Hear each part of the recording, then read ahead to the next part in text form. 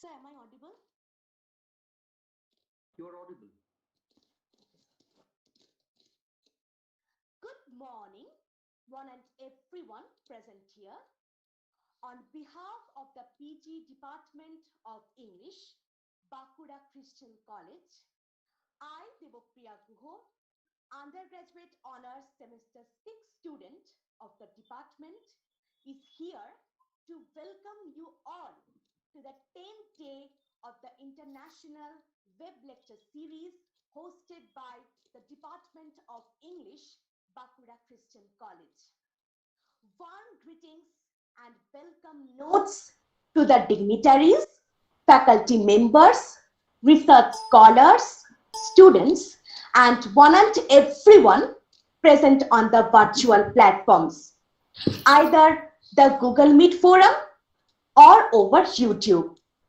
We are very much honored to have among us today two eminent speakers, Dr. Pradipta Choudhury sir, Assistant Professor of English, University of North Bengal, and Professor Himadri Lahiri sir, former Professor of English, the University of Burdwan, and Professor of English, Netaji Subhash Open University. Warmest welcome notes for them.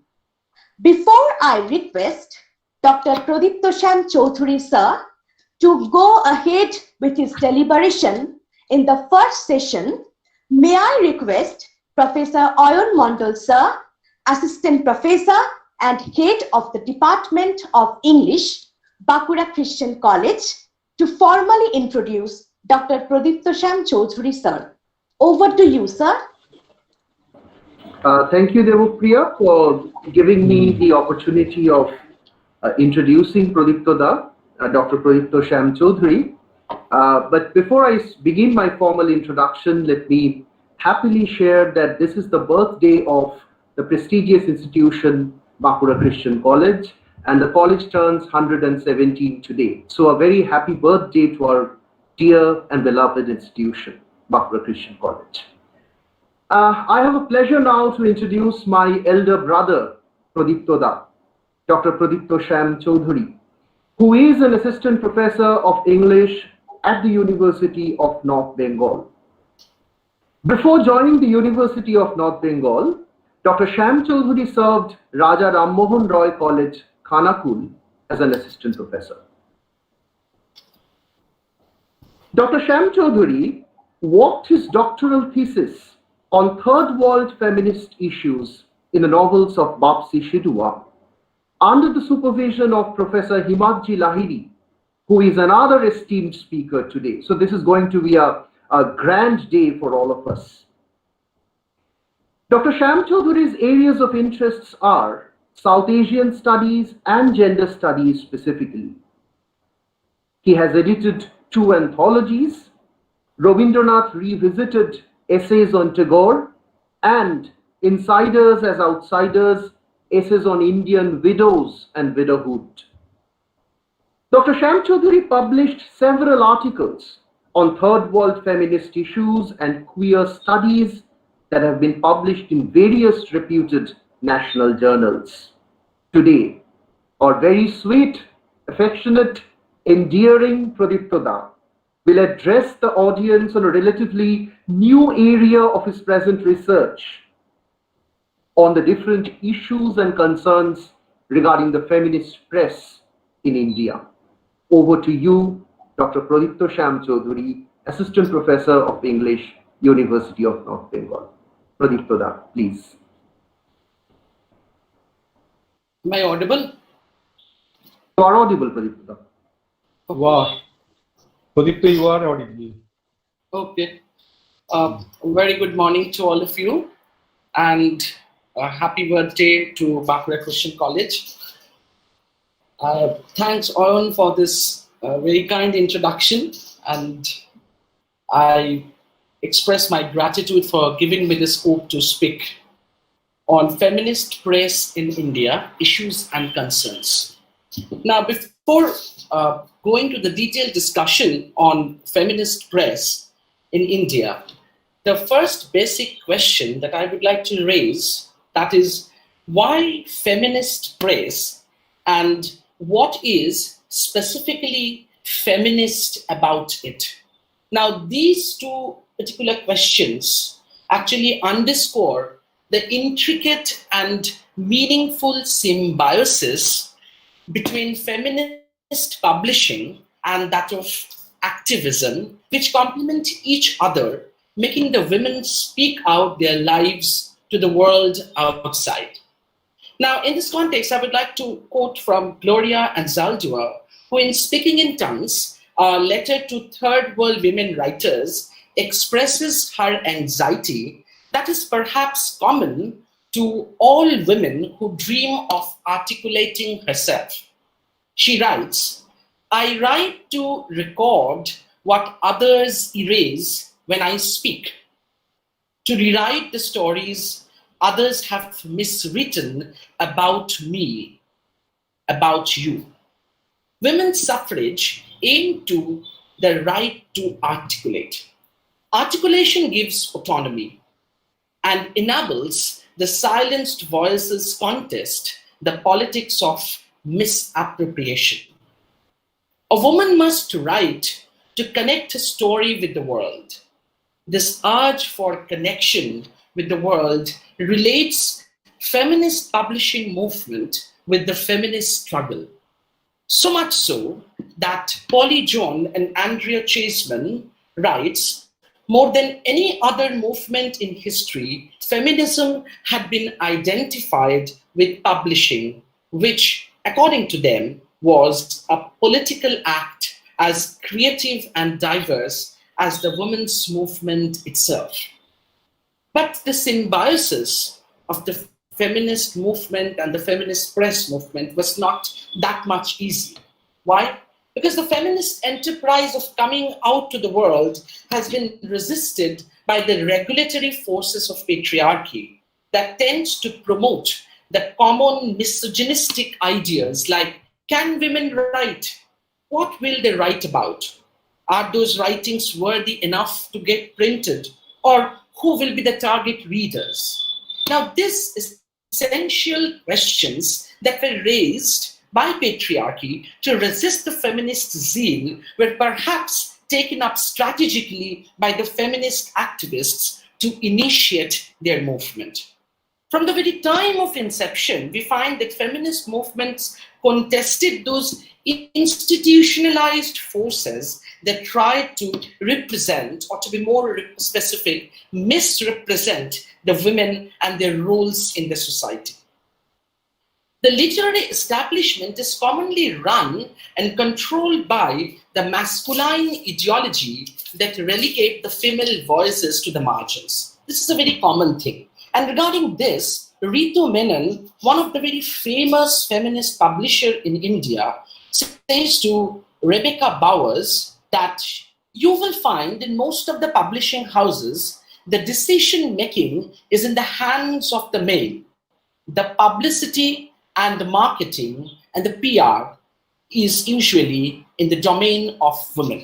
So Ritu's words underlines the fact that mainstream publishing houses are male-dominated and they frame their publication policies as per market demands.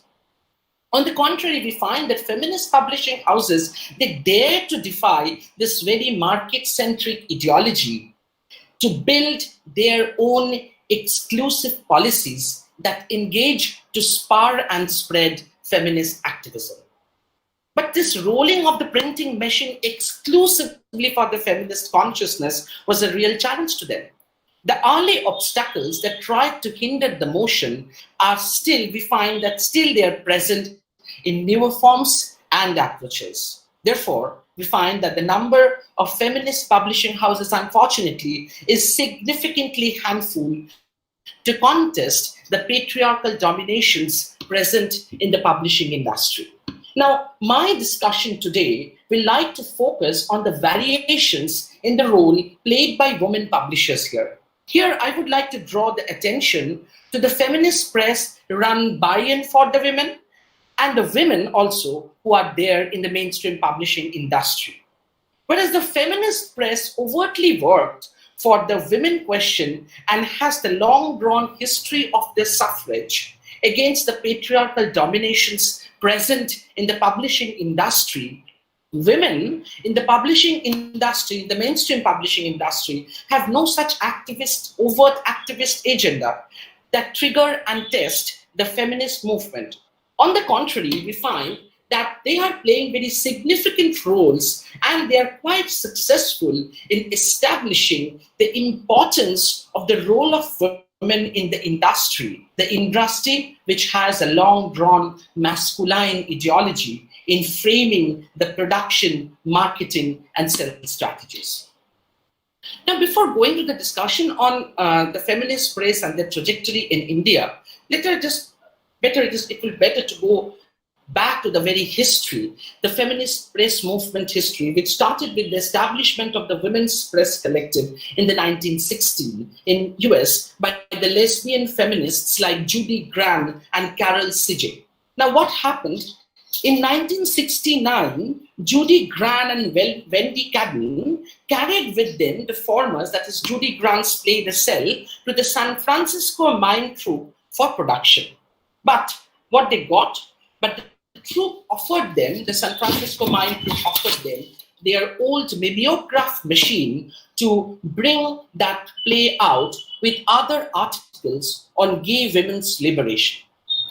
The first all-women anthology, Women to Women, was published in that machine, that old mimeograph machine, and later Gran and Anne Leonard started traveling with their new enterprise. They actually rode their own bike and traveled from one city to another, carrying their book that was published in that old mimeograph machine. Later, we find that Carol Vinson joined them with her initiative of a woman's place bookstore in Oakland for the distribution of books written by and for the women. We find that Wendy Cadden managed to purchase an old Gestetner printing press and joined Gran and Anne Leonard, who, along with their mastering the printing skill, gathered new feminist visions through traveling and associating with women. Now, just see the two words that I'm using, and that is taken from the words of Judy Grahn, that we traveled for associating with the world. Now, traveling and associating are the two words which can be rather taken as a feminist challenge to the existing patriarchal ideology, which actually resists women from traveling, that means going outside, and resist women from associating. Now, this traveling and associating, these two things they did in the context of the publishing of their books and promotion and distribution of their books, which actually help us to connect the very act of feminist activism with that of feminist publishing.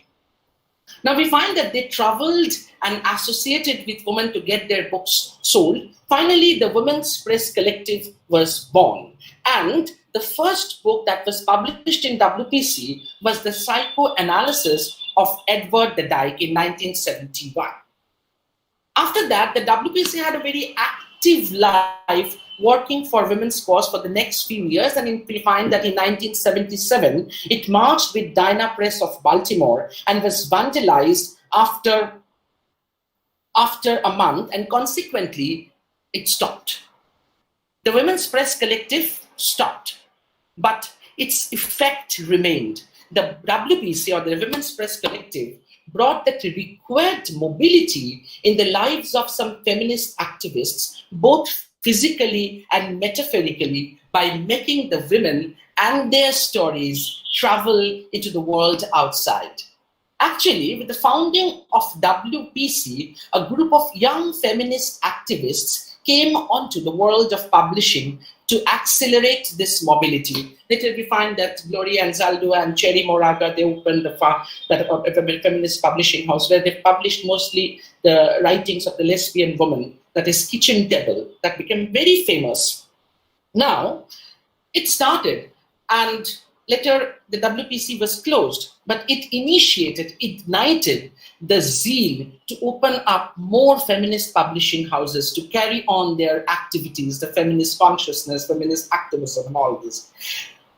And what is more interesting is that any movement, suppose this feminist press movement, that acquires new shapes and new dimensions and objectives when we are able to situate that movement in a different socio-cultural context. Now, that started in America with the lesbian women activists and the lesbian women writers. Now, if we can successfully situate their movement, their activity, their beliefs in different contexts, then only we will be able to find the validity of that movement, and this moderation and adaptation actually validate and legitimize their relevance in the changed situations. In the global West, as we have said, that the feminist publishing houses that dealt exclusively with the women question are very few in number.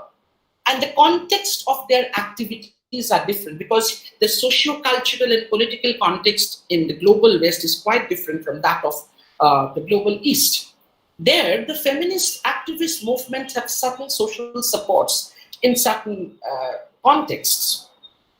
And they come, and that come from social awareness and gender consciousness. Though exceptions are there, but the situation there is not that much despairing like that of the global East, particularly in South Asia.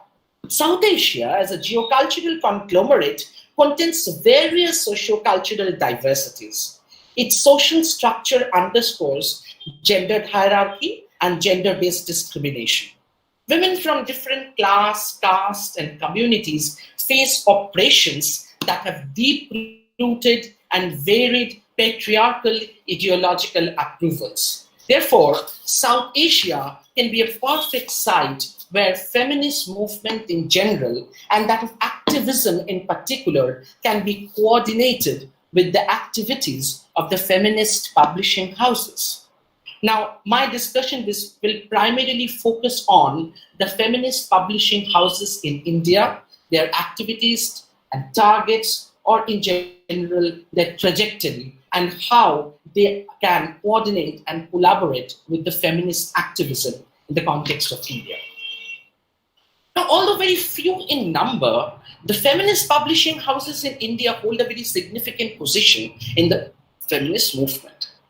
In India, feminist activists like Urvashi Butalia and Ritu Menon jointly started the first feminist publication house, Kali for Women, in 1984 to address various issues that are directly related to the lived experience of the South Asian women. Later, most such enterprises were there. We see like the Zuban, which was later actually opened by Urvashi Butalia herself, and Ritu Menon opened Women Unlimited, or Mondira Shom's Sri Shammo. They attempted to bridge the gap between feminist discourses and activism. Now, the story of this opening of Kali is symptomatic of the history and development of the feminist press movement in general. At the very beginning of her career as an executive in an internationally reputed publishing house in Delhi, Urvashi Butalia faced the problems a woman has to face in the professional world. A woman who wishes to strive in different professions other than those that are commonly acknowledged or accepted as the forte for professional women are questioned and challenged. So it is our basic idea that a woman will either teach in school or in college or in a university, or at least he will work in a government office or in a private office, and that will be a 10 to 5 job, a white collar job. But when a woman who plans to work outside this particular workspace that is allotted to women, they have to face questions even now.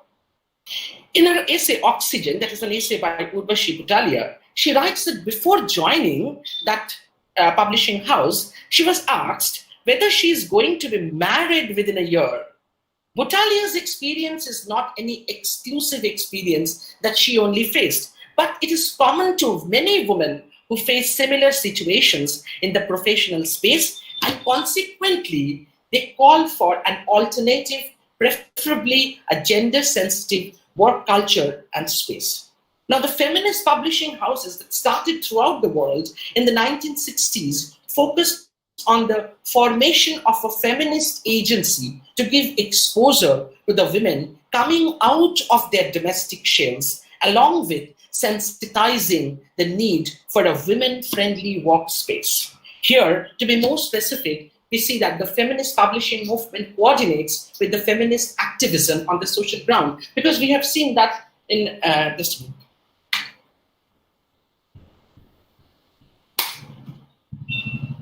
Am I audible? Is it okay? Distinctly audible, Rohit. Please carry on. Okay, thank you. Now, we have seen that in Kali for Women and in other feminist publishing houses in India that were open letter, we see that they are very careful about the formation and construction of a women-friendly workspace, where there will be considerations for pregnant women, for women who actually for the menstruating women, and they look after that. They give them ample space and very elastic time shifting shifts and everything. So a gender-friendly, women-friendly workspace is also important, which has been addressed by these feminist publishing houses. Now, in the Oxygen, hello. Okay. Here, in Urvashi Butalia's essay Oxygen, she recounts her experiences in the way of materializing her experiences, what I was talking about, that how actually feminist publishing movement coordinated and collaborated with feminist activism. Butalia also actually supports that, and she talks of that in her essay Oxygen, where she says that how her opening, or founding the feminist press Kali for Women, that coordinated with the activist group Karmika, which was founded and run by her mother for supporting the physically, mentally, and socially distressed women by giving them rehabilitation and sometimes also legal aids. According to Butalia, the opening of a feminist publishing house grew along with her mother's zeal to stand by the women in distress. Their ways were different. He says that our ways were different, but the aims were the same. She writes, I quote, "I can't exactly pinpoint when it was I began to think of feminist publishing, of making books by women about women. But somehow, somewhere along the way, the street level activism that we had all been engaged in began to find its way into my professional life." So he very clearly says that my dream of opening the feminist publishing house, that came alongside my mother's running of the activist group, that is the Karmika.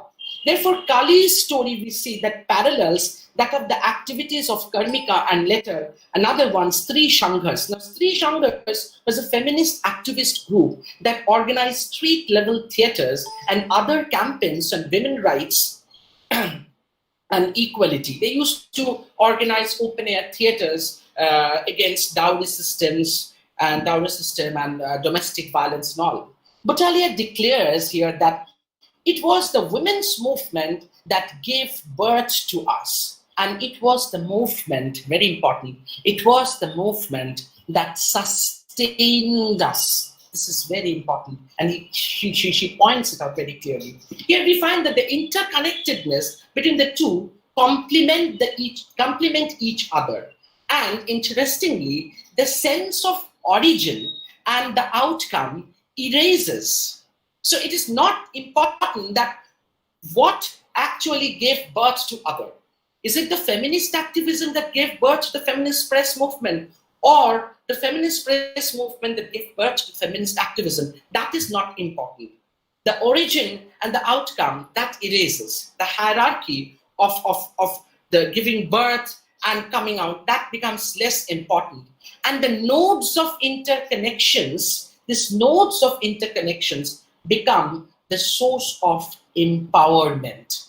when they are getting interconnected, that empowers the women who are there. Precisely, the feminist publishing house movement come up as a powerful apparatus. I'm borrowing this word from Katie King, is a powerful apparatus that unifies, coordinates, and strengthens feminist consciousness and activism. That intertwining existence of the feminist activism and print movement collaborates the lived experiences of the women to the academia also. Now, in academia, we find that we organize seminars, we organize conferences, we write books on feminist consciousness. So what happened there, what becomes important there is that some people who are working in the academia, they're trying to work on women. But that is not that much important in the context of feminist activism. But what becomes more important is working with women, not working on women. Okay, so here we find that feminist press movement it works as an agency to connect feminist activism with the feminist academia. How? As a consequence, we find that the movement refuses to confine its scopes within the closed walls of the university halls or seminar auditoriums, but attempts to reach out to those closeted souls in need of an exposure. So it is not only giving exposure to those pent-up souls who are trying to express, who are trying to tell their stories to the world outside, but they're also connecting their stories with their stories to the academia and making the academia more open, more active, more fruitful. Besides, these publication houses refuse to conform to the mainstream publication ideologies and adventure for bringing the supposedly marginals to the limelight. Here we find that Kali in 1989 brought out a book. The name of that book was Shareer Ki Jankari, and that was written by 75 rural women of Rajasthan. That book focuses on the various female physiological and mental issues which they could not discuss in public. So this collaborative attempt to share their lived problems and real life experience can be considered a truly activist venture that tends to bridge the gulf, cutting across the boundaries of class, sections, or groups. The story behind the making of this book is very interesting, and Urvashi Butalia says that the woman faced many problems while doing the illustrations of naked men and women in the book. And Butalia says, the women told us a wonderful story of how they had tasted the first draft of the book in the village. They had been scoffed at for having drawings of naked women and men in it. And so they went back to the drawing board and worked out a unique way to draw pictures and covered them up with liftable flaps so that you could see the human anatomy that lay beneath the layers of clothing. So what did they do? They had to draw pictures of naked men and women to show the physiological structure and anatomy and all, and they were scoffed and they were rebuked by the villagers for drawing naked men and women, and they were planning to bring it out. And then they did what? They compromised in some way or other. Why? They compromised by putting some liftable flaps on the naked bodies. They did that so that they could reach at their ultimate aim, that is to bring that book out. So all these challenges that they faced, that came to us, that became open to the world, that what were the actual hindrances that these women had to face while writing their book, that we all became aware of that because of this feminist publishing houses. Besides offering them the required platform by publishing their books, Kali for Women took care of promoting, distributing, and finally spreading their message to the world, thereby coordinating feminist discourses with that of activism ultimately to spread the feminist consciousness. So not only they completed their work by bringing out the book, but also distributing them, promoting them, receiving the messages, and studying, analyzing the reception of those books. So all this helped the feminist movement to have a sort of research on how these books were actually received by the readers. Will this kind of book gain more readership? And that also helped them to regulate and to carry on their feminist activism. Precisely, feminist publishing houses act, as I mentioned earlier, referring to Katie King, as print apparatus of feminist production by involving production, promotion, distribution, what I've said, message, and reception. This feminist print apparatus can also be considered as an answer to the power hierarchy present in the print media. The feminist publishing movement started with the establishment of Kali for women, and we see, if we study their journey, and later developed, split up, and disseminated its ideals to grow up as the cutting edge of the feminist movement in general. Later, Kali for women was divided, and Butalia started her own house, that is Zuban, and Briti Menon established Women Unlimited. Now, this split of Kali for women should not be seen as a divide in opinion, but more of dissemination and consciousness. Its trajectory paved a new way for a group of feminist thinkers and activists to counter the mainstream publishing houses, along with constructing an alternative agency for women to express their pent-up stories. Now here we find that some of the important books that were published by Kali, I've said about Sharir Ki Jankari. Now we'll see that Zuban has published Baby Haldar's book, A Life Less Ordinary, Salma's novels, Salma from South India, Tamil Nadu, and Revati's story.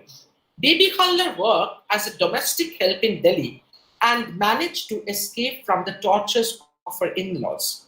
Salma stood against all domestic and social pressures to express herself, her life, and desires. Revati was a transgender, and being ousted from the family, she was forced to become a sex worker.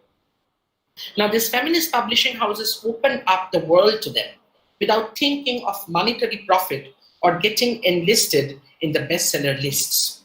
So, the problems that women in India or in other South Asian countries that they face, the challenges that they face, that are quite different from the women in other countries, in the West or in other parts of the world. But this exclusively lived experiences that actually got a window through this feminist publishing houses, because they focused on the lives of these women without thinking of the monetary profit. They were not sure whether the book of Baby Haldar or Salma or Revati will become a bestseller or not, but they dared to work with their books. Here, I would like to again quote from Urvashi Butalia, where she says, a feminist publisher based in New Delhi can also just sit in her office and access manuscripts written by well-educated middle-class women and fool herself that she is doing the right thing.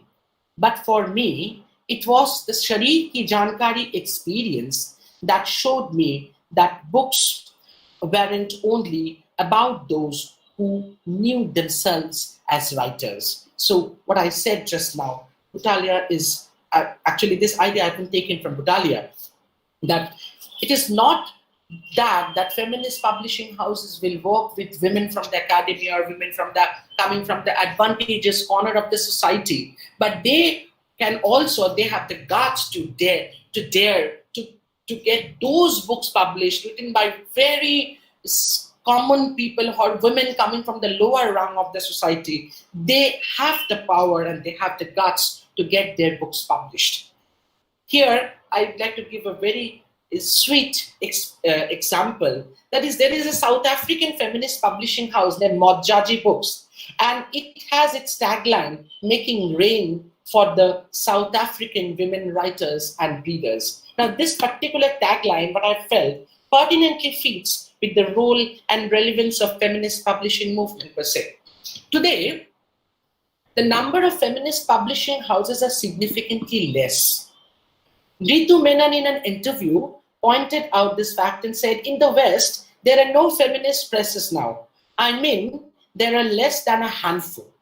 In fact, the trajectory of the feminist publishing houses will show that from the time of their inception, if we try to find out the reason why they are so less in number, that the trajectory shows that from the very time of their inception, they were challenged by the mainstream publishing giants, which are more corporate in outlook and business-oriented in attitude.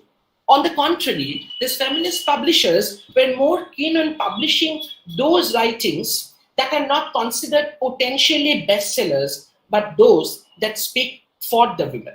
Today, we see, if we look at the general picture of the publishing industry, we see that the mainstream publishing houses are commonly owned by non-publishing mega companies that control and corporatize houses like Simon & Schuster, Prentice Hall, or Pocket Books. Similar is the case for Vintage Books or Count Publishers, which are owned by Random House, which is again under the control of even larger houses like Advanced Publications. So this corporatization of the publishing industry is not only absorbing the feminist publishing movement, but also their philosophy and objectives. They're trying to control this feminist consciousness and zeal by taking them up and by covering them with their own marketing strategies and policies. So against this green backdrop, a few women publishers and professionals are trying to collaborate their feminist ideals with the ongoing marketing strategies of the publication industry. So, in an interview, Urvashi Butalia said that with the changing marketing policies and strategies, we, the feminist publishers, we also need to change, because that is the need of the hour. If they don't change, they won't be able to survive. And here we will bring in the variations that we find in the role played by women in the publishing industry. So point number one is the feminist publishing houses are also trying to cope up with the changing marketing strategies and policies. A handful of feminist publishing houses in India are still working with their exclusive and singular publishing ideologies, thereby connecting with the consciousness that is there, it retains, for gender sensitization and equity in the global level. They're doing that.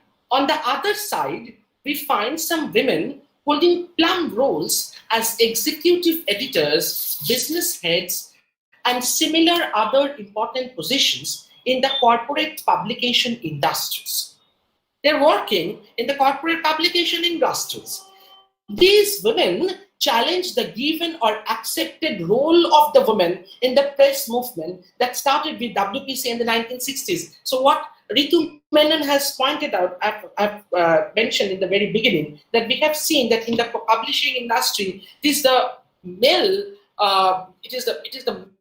men who actually frame the policies. They actually decide the publication strategies, and women are mostly in charge of the PR and distribution and comparatively less important works. They were never given access to policy making and making the publication ideology and framing the publication strategies and all. So now we find it is a latest trend we see in the publication industry that women are getting access, or they are not access, not just access, they are actually holding some important, significant roles by their own means and power. Besides Urvashi Butalia, Ritu Menon and their feminist publishing houses, we find publishing professionals like Diya Kaur Hajra, Kartika VK, or Paulimi Chatterjee. They're successfully running corporatized publishing houses like the Indian imprint of Pan Macmillan, which is Diya Kaur Hajra is running. Kartika VK is running, he's the country head of HarperCollins India, and Paulumi Chatterjee is working in Hatchet India.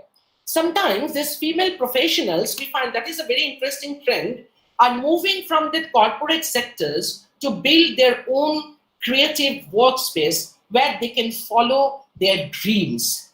Here we can cite the example of Chikki Sarkar. Chikki Sarkar started her career as at Bloomsbury and later moved to Random House. When Random House merged with Penguin Books, she became the country head. But later, she left that lucrative job and founded her own publication house, that is Juggernaut, India's first solely devoted publication platform for the digital books. Similarly, we find Shobha Vishwanath, who co-founded the Karate Tales company that produces audiobooks for children, illustrated books for the visually challenged, and audio biographies. Juggernaut's app-based publishing platform, or Karate Tales, with their new publishing avenues, they have no overt feminist agenda, but they're able to build an alternative publishing ideology that challenge the existing credo of the publishing industry. So they're challenging. We can consider that this challenge is also sort of feminist challenge to the existing norm. These women associated with the publishing industry are successful in forming a counter discourse that empowers the women in a supposedly male-dominated world. At the same time, they can encourage, and they are doing that, they're encouraging, promoting, and endorsing more women to get their stories published. Precisely, these women, along with the women of the feminist press, have ushered in a new wave of feminist activism in the context of South Asian feminist movement. Instead of classifying the feminist press as an essential and exclusive feminist agency, they are taking a pragmatic step to fit into the macroeconomic market demands and business policies. So what they're doing, they are adapting, they are modifying their feminist consciousness, their feminist movement with the changing situations of the world, with the changing situations of the society. Their movement no longer remains the struggle to survive in the face of corporate giants. On the contrary, they are becoming the spearheads of those corporate houses, calling the shots, framing policies, contributing to the publication business, which erstwhile belonged to the male forte. The feminist publication houses in India and abroad are also modifying their business outlook and marketing policies with the changing business situation. Similarly, those women publishing professionals are working in tandem with their feminist counterpart to bring more creative women to limelight.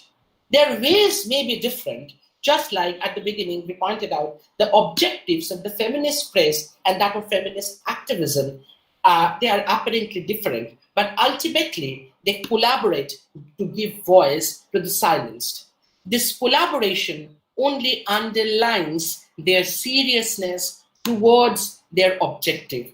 This adaptation, this modification only underlines their seriousness towards their objectives. And what is that? Connecting the women's movement to the world of print media, bringing reins for the women. Thank you.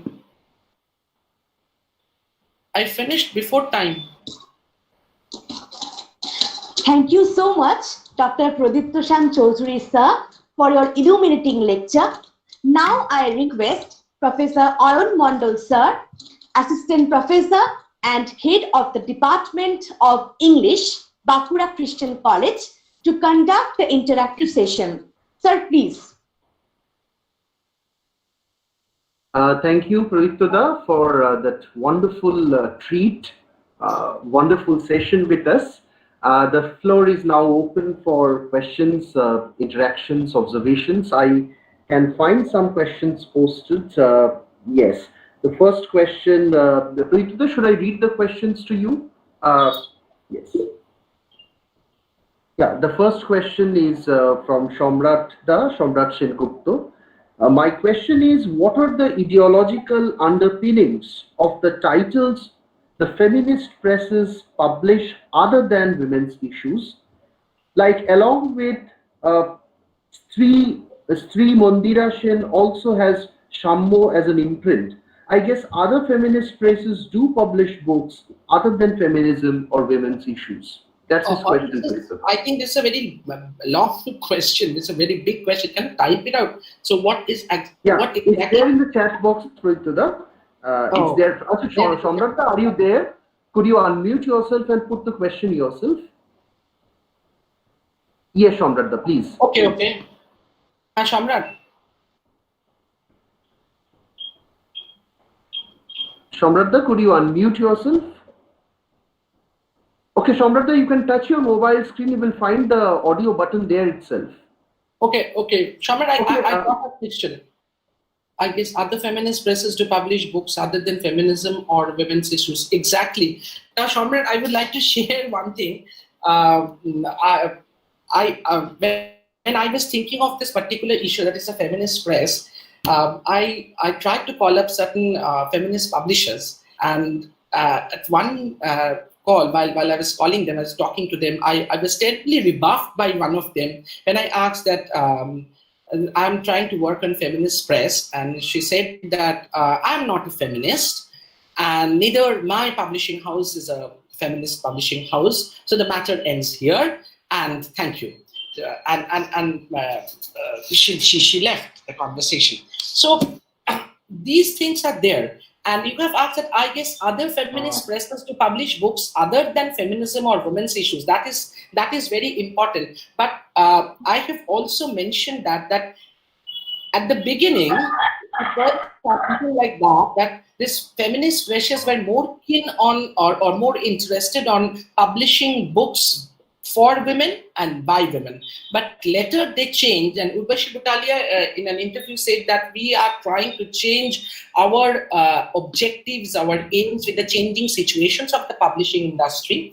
So what becomes important is the women are getting involved into publishing industry, or they are getting their place, or they are getting their power to control, to modify the publishing industry in their own ways. So not only publishing books about women or on feminist issues remains important, but the women are working in the publishing industry with full power, with controlling agency. That becomes much more important. So what actually is the present situation? We find that there are also other women professionals, publishing professionals, who are actually contributing to the feminist press movement in other ways. They are not only working in feminist press or working for the feminist press, but they are working in other mainstream publishing houses,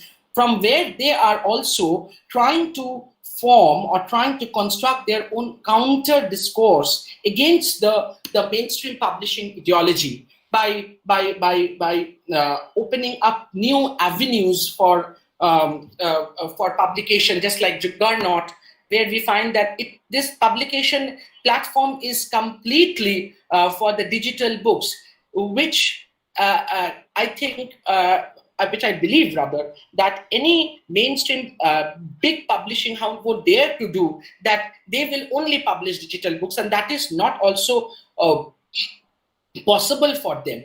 Or I've said about the Karadi Book Tells, Karadi Book Company, where they are publishing only that is audio books and books for the visually challenged and other audio autobiographies and everything. So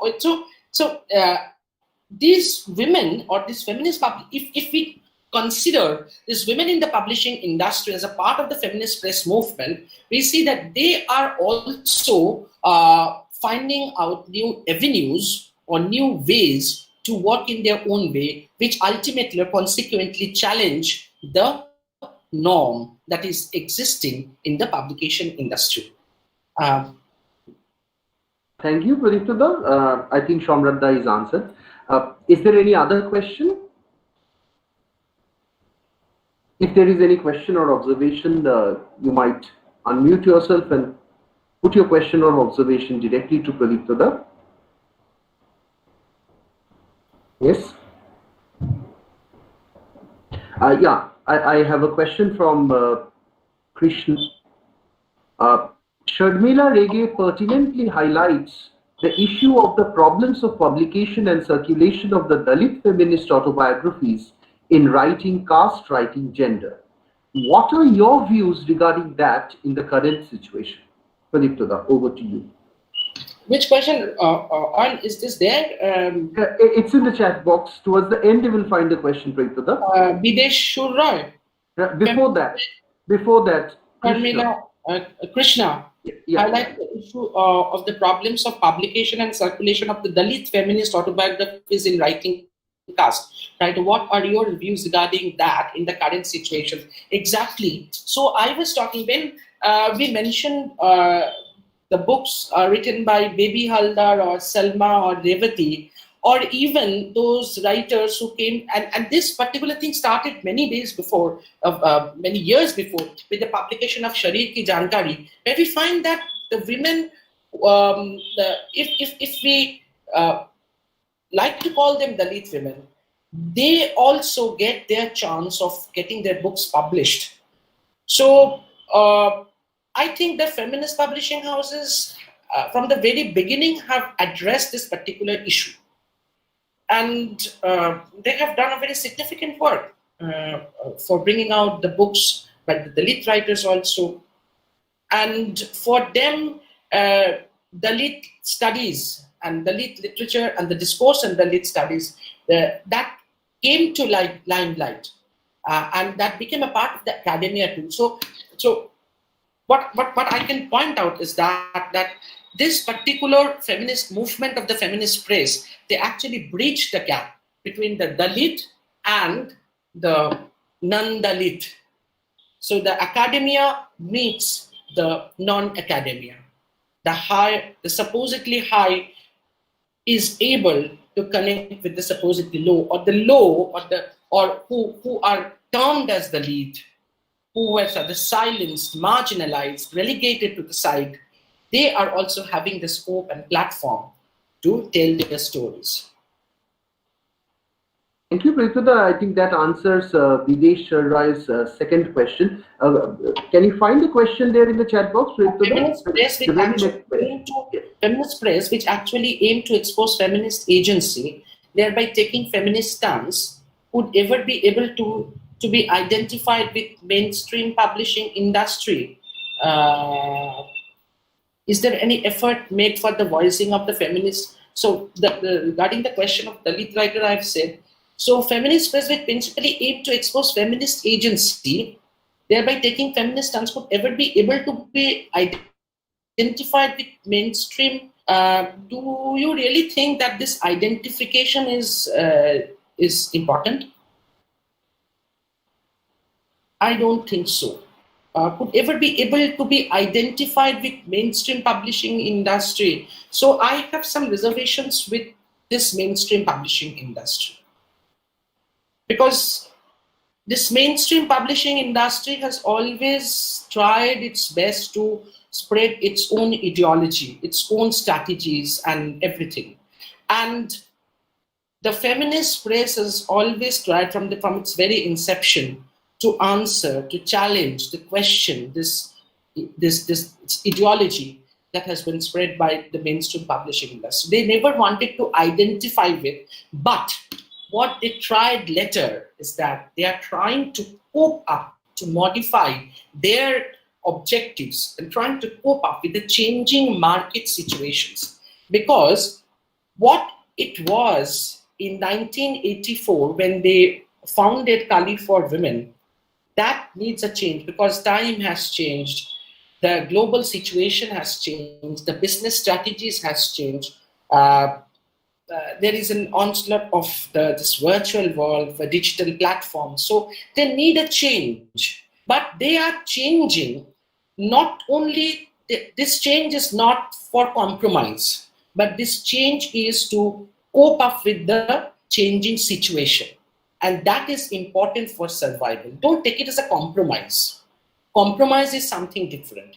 And what is interesting is that the publishing industry, which was very commonly considered as a male place, as a space controlled by the masculinity, the women are able to get their own place. They are holding important, significant roles, and when they are able to have their own roles, to hold their own plum roles as executives or business head or executive editors or country head or something like that, they are having the power. They can exercise their power to change in some way or other the ideologies, the existing ideology of the mainstream publishing houses. Though I have certain reservations with the word mainstream and feminist press. I've said that for the sake of discussion, but I think that it is high time that we should erase these differences, these tags of mainstream and the marginal, this main and the other. That's it. Thank you, Pradipta. There is another question by one of our students. There is a huge difference between the feminist press in India and the feminist press in the Western countries. Sir, according to you, how can the Indian feminist press overcome these obstacles?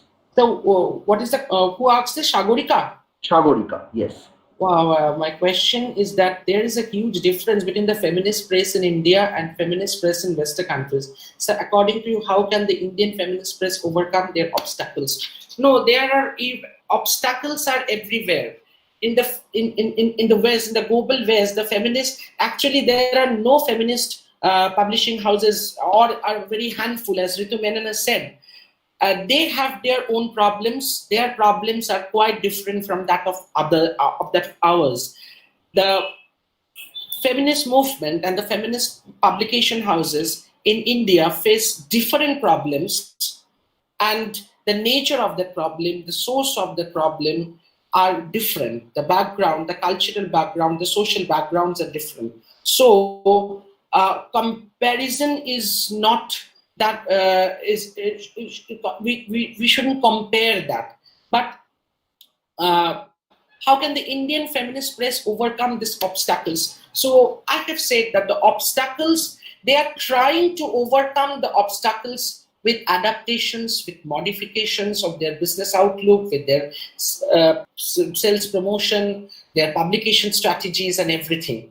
And I've said that not only they are publishing now books about women and by women, but what they are doing, they are trying to invent or discover some new avenues of publication for the publication industry, which in some way or other can question and challenge the existing publication ideology.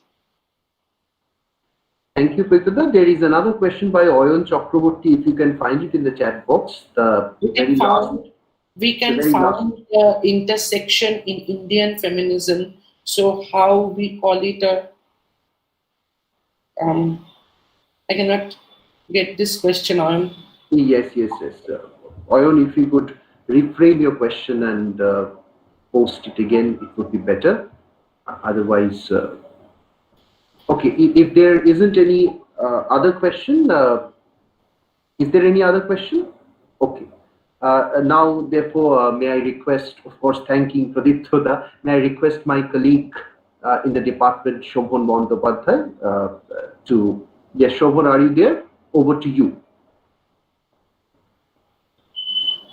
Am I audible, sir? Yeah, audible. You are audible. Okay. Thank you, Dr. Pradipta Sam Chaudhary, sir, for such an illuminating, insightful, and extremely engaging lecture.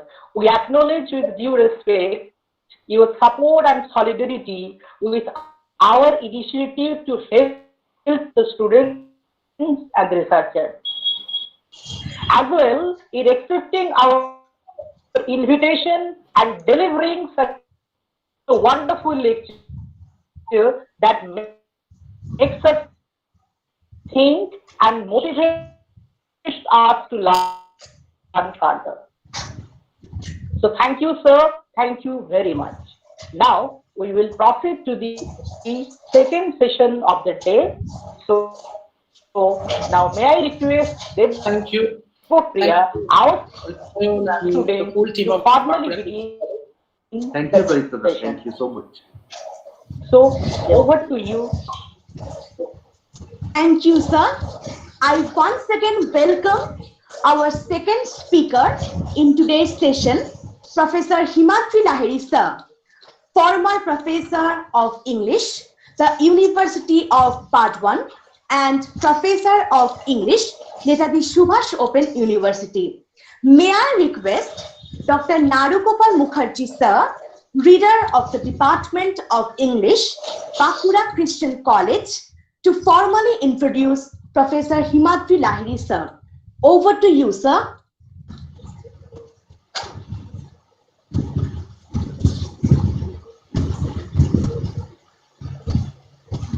Thank you, Devapriya.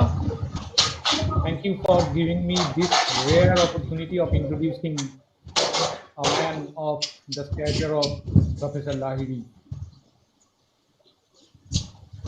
A man with a unique personality, humble, decent, elegant, courteous, genial, amiable, all adjectives rather fell short of describing the real man Himadri Lahiri.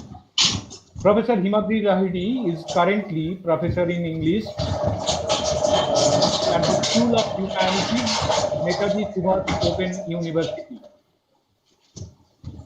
He is a former professor, Department of English and Culture Studies, the University of Pardwan. He has written exclusively on diaspora studies, post-colonial studies, Indian English literature, and partisan studies. His latest book is Diaspora Theory and Transnationalism, published in the last year, 2019, by Orient Black Swan. Recently, he also co-edited 2 volumes, Revisiting Partition and... Sir, could you please hold speaker closer, sir? Sir, could you please hold the speaker closer? Yes. Oh, I'm sorry.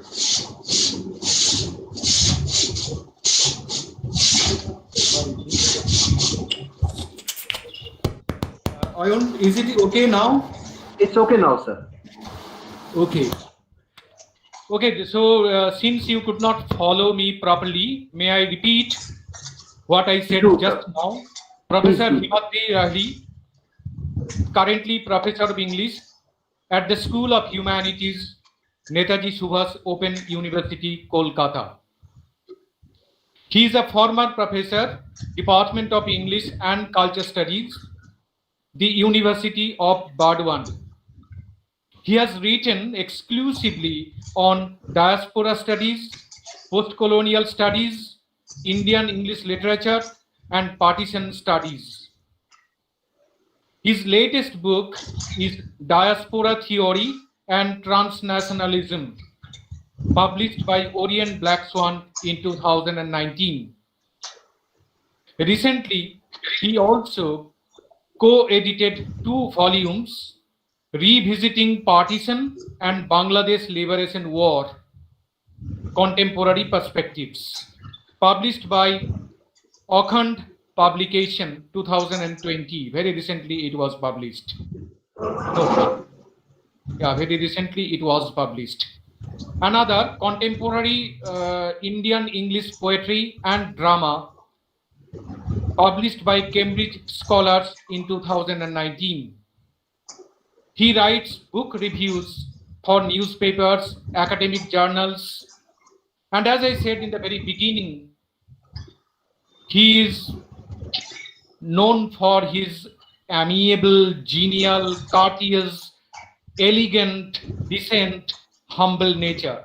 And he is always there to help us in any sort of crisis or in any sort of problem, whenever we face any problem, whenever we really look out to him for some kind of support, he is always there to help us. And we are really fortunate enough to have a long association with Professor Himadri Lahiri. Thank you, Professor Lahiri, for consenting to our invitation. And now I request you to kindly start your deliberation, sir. Thank you so much for such wonderful introduction. You see that I thank the Department of English, Bankura Christian College, for inviting me to deliver a talk. And thank you so much for that. And let me come to the topic of today's lecture. I would request, I have sent a PPT, and I would like it to be presented right now. And you will find that, yes. You see that the title of my today's talk is Nissim Ezekiel, the Modernist in Indian English Poetry. The focus, as the title suggests, is on Nissim Ezekiel, his poetry. But there is another aspect to this which is important. The perspective is that of modernism. Okay? So, in a sense, I will be talking about modernism and the practitioners of modernism in India, although the focus will be basically on Nissim Ezekiel. But in the beginning, I would like to point out that that the entire poetry scenario of poets writing in English in India was a bit different, and the paradigm changes began to take place only after the more or less 1950s. Okay, in the 1950s, the beginning was met. Before that, the poetry was basically modeled on, more or less, the British poetry. I will come to that later on. But I will also raise the question, because we are talking about modernism, and when we discuss modernism, we basically discuss it in the context of the British modernism or in the context of European modernism, where both France and England played very important role. So I will also go to that point, but before that, I would like to raise the question, can we equate the modernism that we witness in Indian English scenario synonymous with that which was witnessed by Europe or that was seen evident in England? That is a big question. You know that the high time of British modernism was right from 1917, when T.S. Eliot began publishing his important poems. But then when we look at our own scenario, the poetry scenario, we'll find that evidence of modernism can only be found from 1940s, late 1940s, and from 1950s it became much more prominent than ever before, and that is the point of the paradigm shift. I want to make this assertion very, very clear, and then I would request to go to the next slide. I will give you a poem, and the students will be requested. Next slide, please. The students will be requested to have a look at the poem and whether they can identify the poet who has written this particular piece. Please go to the next slide.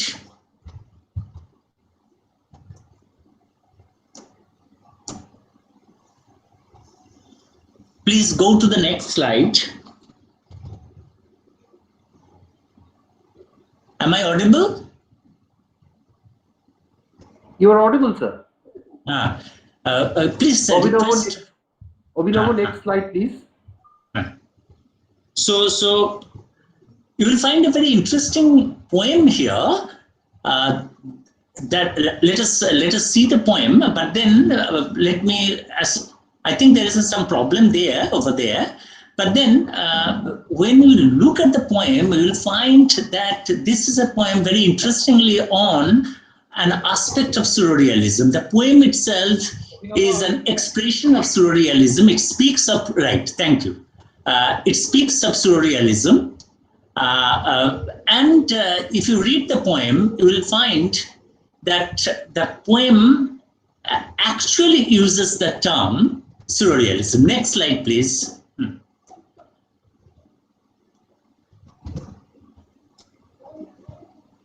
Yes, thank you.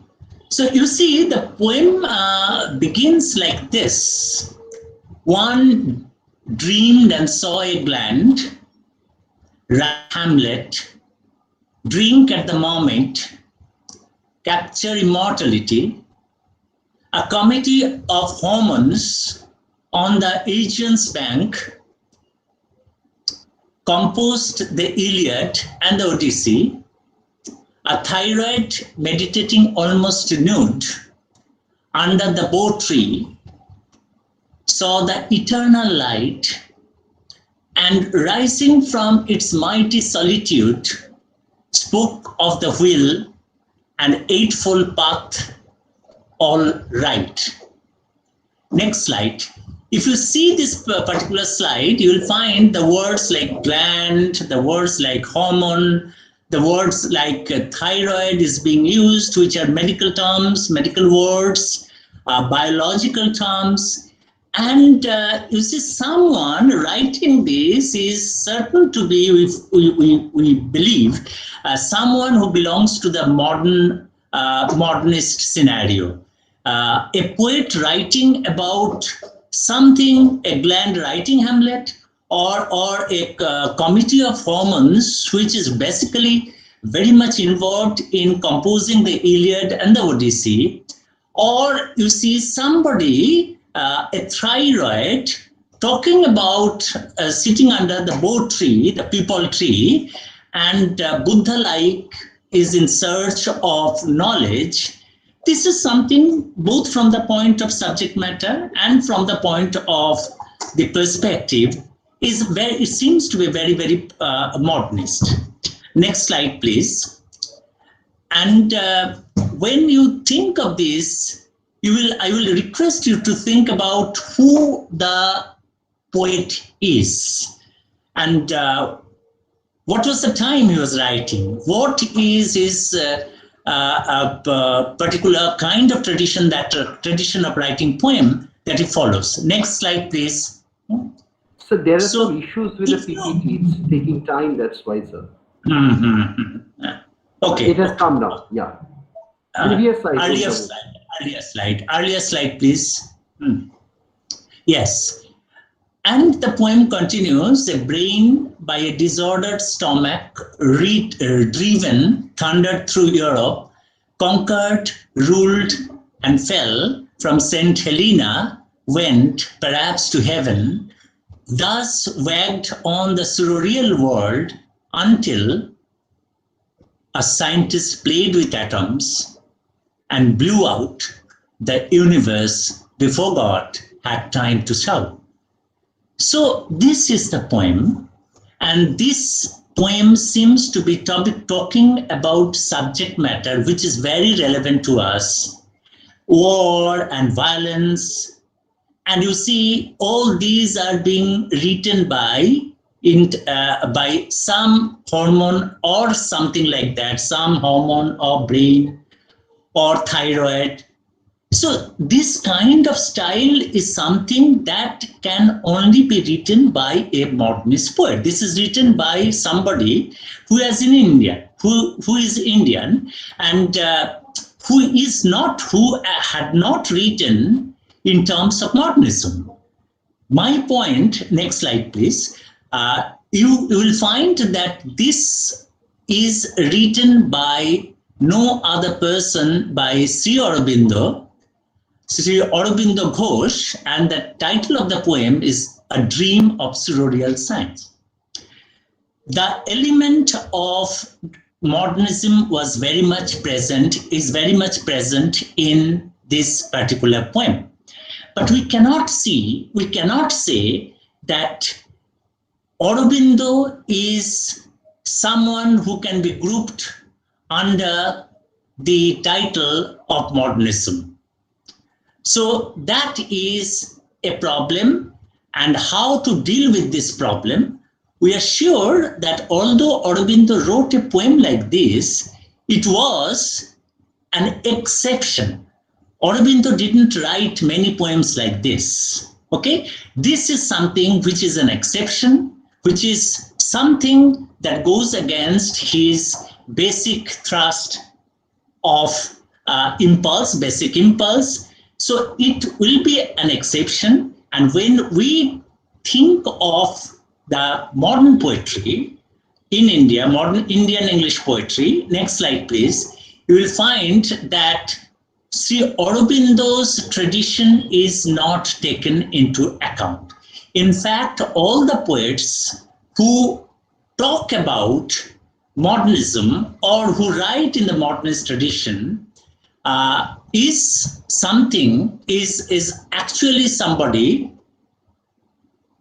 yes, they actually reject this tradition. Now, one interesting thing is that Aurobindo wrote, but along with him, there are many other Indian English poets like Derozio, like Toru Dotto, like Sarojini Naidu. All these poets wrote in a fashion that were actually modeled, the poems were modeled on the British Romantic poetry. They were derivative in nature. The poems talked about, there was flashiness, there was artificiality about their style, about their tone and tenor. So from that point of view, when someone writes about Casuarina tree, or when someone writes about a walk by moonlight, or to the pupils of the Hindu college, you see that all these poems showed some kind of flashiness, some kind of indebtedness to British poetry, because they were products of British education, and therefore they imitated the British voice, the British kind of writing poetry. So that was totally rejected by the poets who came after India attained independence. So 1940s was a very important time when the paradigm shifts began to take place. And in this initiative, the person who took a very leading role was no other person but Nissim Ezekiel himself. And if you have some idea about his background, you will find that he was a person of with some difference in the sense that he belonged to Bene Israel community, a religious group who were Indians, but they had a different background altogether. So he took the initiative, and he had enough exposure to the Western education, and he went to England, spent there some time, contributed to some British journals and magazines, wrote poetry there, and when he came back to India, he started publishing poems, and these poems actually augured well for the new generation of writers, and it struck new voice, it struck new tones, and therefore the journey of modernist poetry began. But I will also request you to consider the point whether you find relevance or whether you find parallelism with these with the British poetry, with the trends of the British poetry. You find that British poetry or the imagist poetry of Mallarmé or Baudelaire or Rimbaud of France, they were written in a different tone. Hume wrote poetry which was basically imagist, and he pointed out that the images should be very sharp, very precise, and there should be no fat in the images. So from that point of view, you may consider these poems, whether you can find parallelism with the poems that we'll discuss today.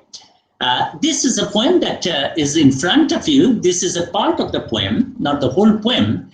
And I begin with this poem because you will find very interesting kind of experimentations with both the subject matter and the style, the language, etc., etc. So far, you can gaze from that. Many of you may have read the poem. It's in your syllabus. And when you look at the title itself, you'll find the title is Goodbye Party for Miss Puspa T.S. If you look at the title, you will find that it is a grandiose kind of a title, Miss Puspa T.S. And the T.S. reminds us of T.S. Eliot himself, or the poem, The Love Song of T.S., a love song of J. Alfred Prufrock. So there are some echoes of Eliot in the title itself, but the subject matter is totally different. It is a party that the newly educated Indian, it is an office in fact, and the officer, the boss, along with his colleagues, is bidding farewell to somebody, to Miss Puspa T.S., who is going abroad.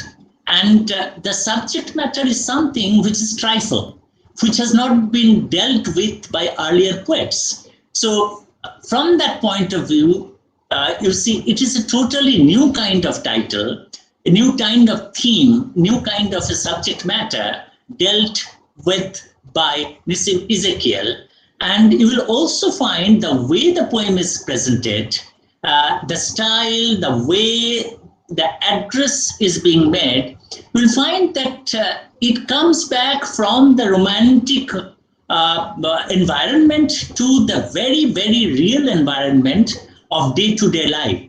It is a lived experience, and you can go back to the history of emotions. When you find a poem like this, what kind of emotions do the speaker and the other persons who are present there, they cherish for the person who is going away. It is a very emotionally tense moment because they will be parting very soon, and before that they are bidding farewell. And what is the language that is being used here? Please look at the language itself. Friends, our dear sister is departing for foreign in 2-3 days, and we are meeting today to wish her bon voyage. This is the first slide of the poem. I will like you to examine the language, examine the words used, examine the syntax, examine the grammar, examine the very words used here. I have underlined, I have actually highlighted some of the words. For example, dear sister. Dear is a word we use very, very frequently. This is a kind of Indianism, and we like to have some kind of kinship relationship with our friends and neighbors. So it is a very Indian poem, and this very Indian poem begins with friends or dear sister is departing for foreign. Depart is a verb which does not usually take a be verb before it. It is not usually used in the progressive tense, continuous tense, but many of us in India actually use the continuous tense where it is not used in British English. So the deviance is very much apparent here, and this deviance is part of the real life situation. And now Nissim Ezekiel, who was born and brought up and lived much of his life in Bombay, which is now Mumbai, was very much familiar with the sounds of the environment, the cultural environment, with the language used there. The newly educated persons who were employed in schools and colleges and offices, they used a certain kind of English which is very much Indian in nature, and that is reflected in the poem. And you may ask yourself, is it a criticism of the persons who use English like this?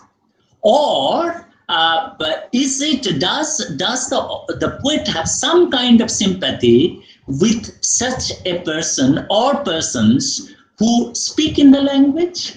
This is a question that you may ask, and it remains an open question. What kind of tone Nissim Ezekiel actually adopts in the poem, and many poems like this.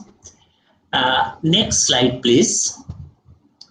So 2-3 days is something very interesting. Okay, this is the language we used. Du-tin dine amra ei kajta kore debo. Okay, something like this. So here, what you find, the certain very interesting characteristic features can be seen in the extract there, the first stanza of the poem. As I have already mentioned, terms referring to family or kinship relationships like are bhai, bahin, kaku, these are used in Indian English, and here the phrase dear sister has been used. You will also find use of continuous progressive tense, as I pointed out, instead of definite, present indefinite or past indefinite tense, is departing or meeting, something like that in the poem. Use of progressive tense in stative verb is not usually allowed in mainstream English, in British English. In the standard English, stative verb, as you know, describe a state rather than an action. They are not usually used in present continuous form. The third element that you notice here is the mother tongue pull. And that is very much evident in the phrase 2-3 days. The fourth element that is very much prominent here is the temptation to use non-British but European words, phrases to show off your range of vocabulary. Bon voyageur, which actually means have a nice trip. The boss could have used this phrase, which is English, have a nice trip, but instead of that, he used the term bon voyage. Okay, next slide, please. So from that point of view, you will find that in the entire oeuvre of Ezekiel's poetry, he is experimenting in this fashion, and the use of the progressive tense will be very, very prominent here. And when you look around you, and when you catch the phrases or the English that your neighbors say or your friends say, you will come across such usage very often. I give you some examples that you will find in various poems of Nissim Ezekiel. First is, I am standing for peace, which should be I stand for peace. This is a phrase used in The Patriot, the poem The Patriot, a poem which severely denounces the overt, artificial show of patriotism. In the same poem, you come across the language like every day I am reading Times of India. I read Times of India every day. That should be the right use. In the same poem, friends, Romans, countrymen, reflecting, the British poets, British writers, I am saying, always I am enjoying your company. In a different poem, the professor, who is supposed to be very well known and who is supposed to be familiar with the usage of English, not only the subject matter, but also the usage of English. In that poem, the professor also uses a lot of phrases or sentences where the progressive tense is foregrounded. And I give you one such example. I'm living just on the opposite house's backside. The use of the word backside is also very interesting. You see, all these are in usage in Indian English poetry. Next slide, please. You see that by the usage of such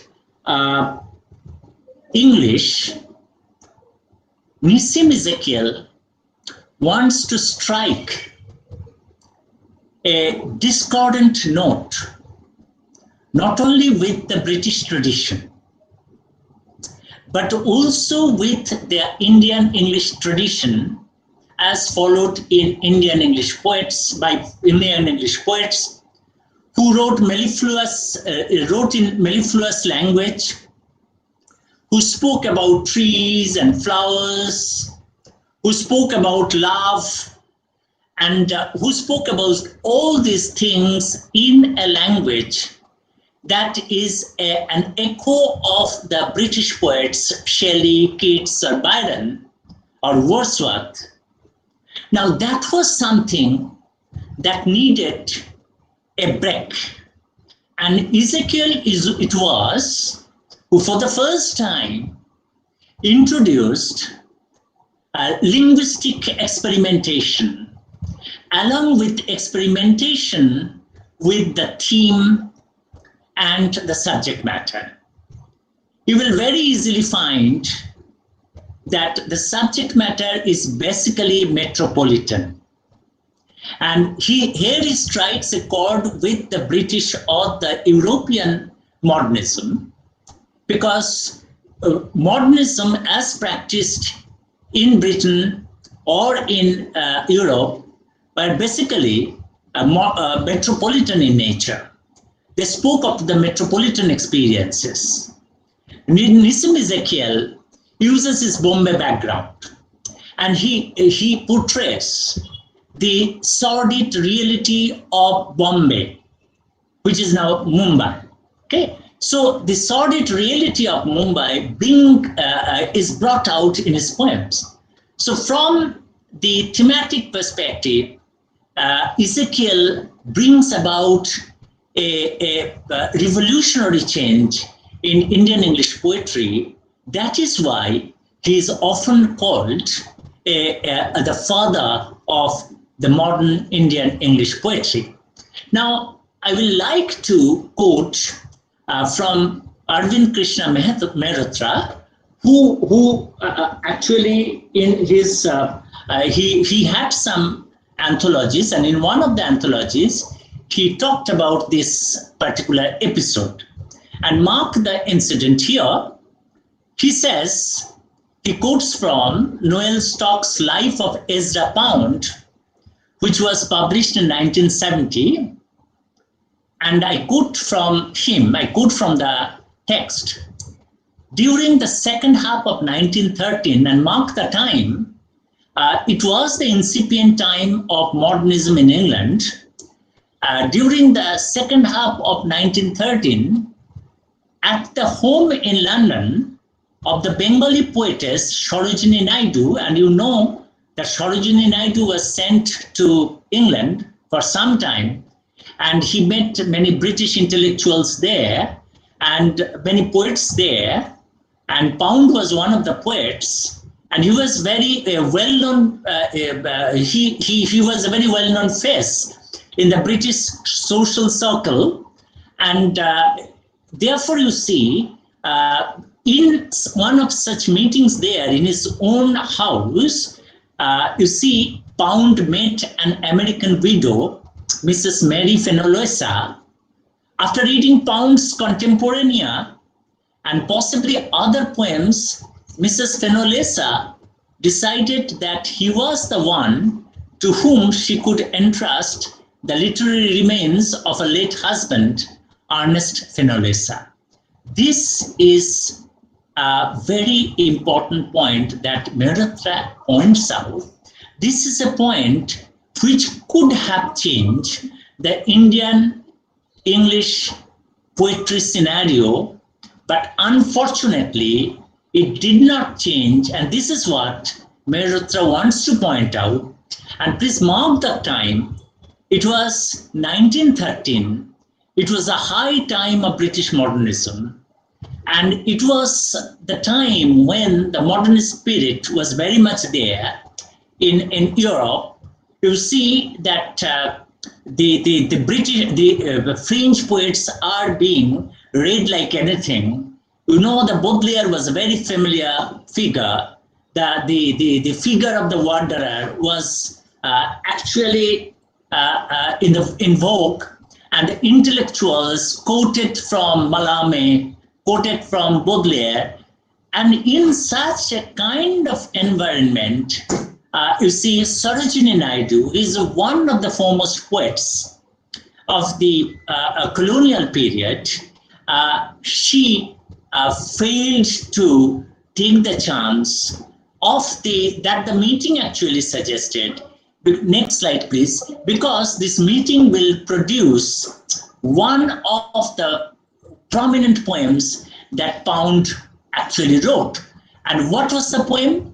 Pound famously transformed the Fenollosa notebooks into Cathay. Cathay is a wonderful poem which is often cited as an example of modernism, okay, the Western modernism. And Pound, as you know, was an imagist as well, one of the foremost he was the foremost leader of the imagist movement. And what Mehrotra actually suggests is that Sarojini Naidu could have learned from Pound, and some other authors and poets were writing at that time in England, and the kind of styles and experimentations they were pursuing, they were experimenting vigorously with language, style, and the subject matter. You see, that was a failed opportunity, a missed opportunity. And what was the basic thrust of the British movement of the time?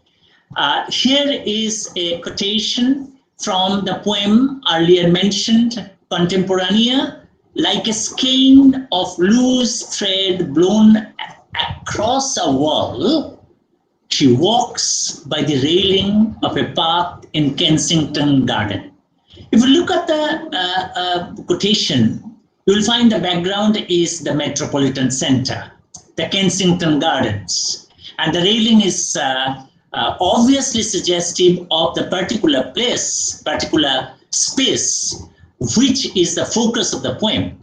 And the image that is used, the metaphor that is used, the simile that is used here is like a skein of loose thread.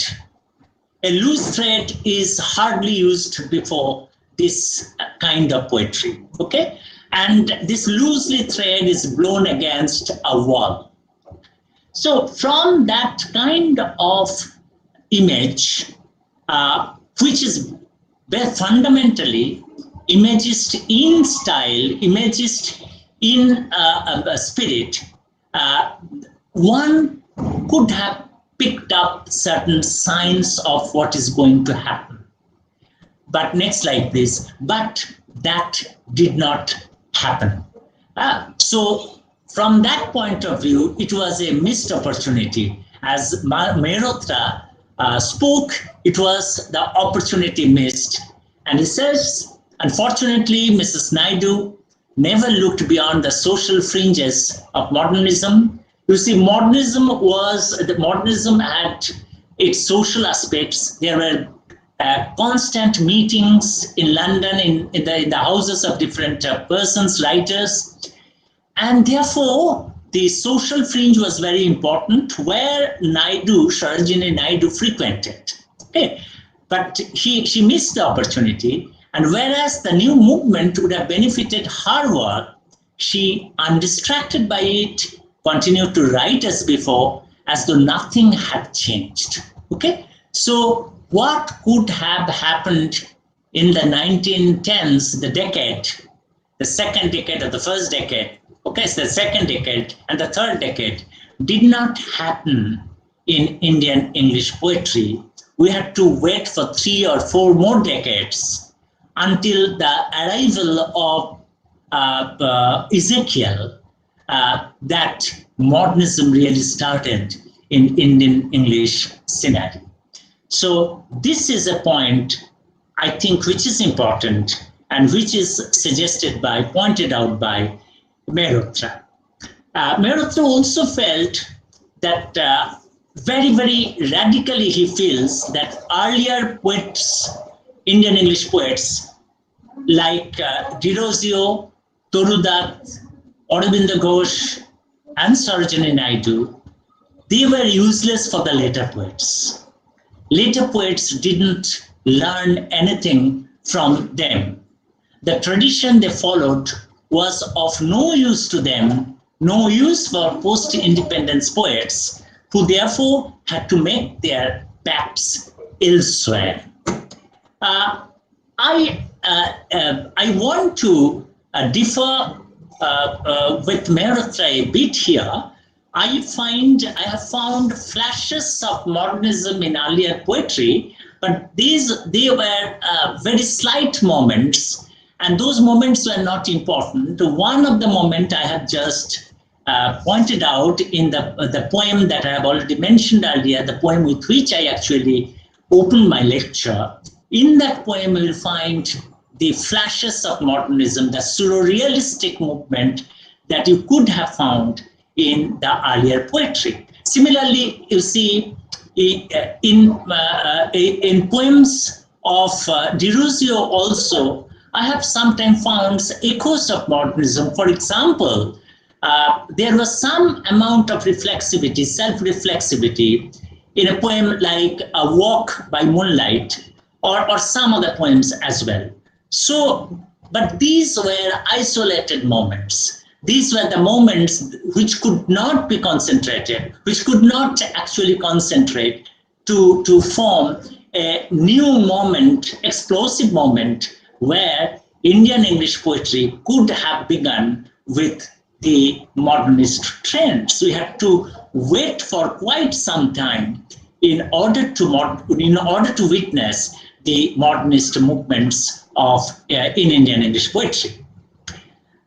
So it suggests that from temporal point of view, as well as from thematic point of view, although there are intersections, although there are some parallels, but there are huge differences between the modernism followed by Indian English poets and the trends followed by the British or the European authors. It is very, very certain that modern Indian English writers were very learned. They were many of them were professors. Many of them were actually employed in journalism. Some newspapers, they edited the pieces that were submitted for the newspaper publication. So we cannot think that they were illiterate, they were not learned, they didn't go through the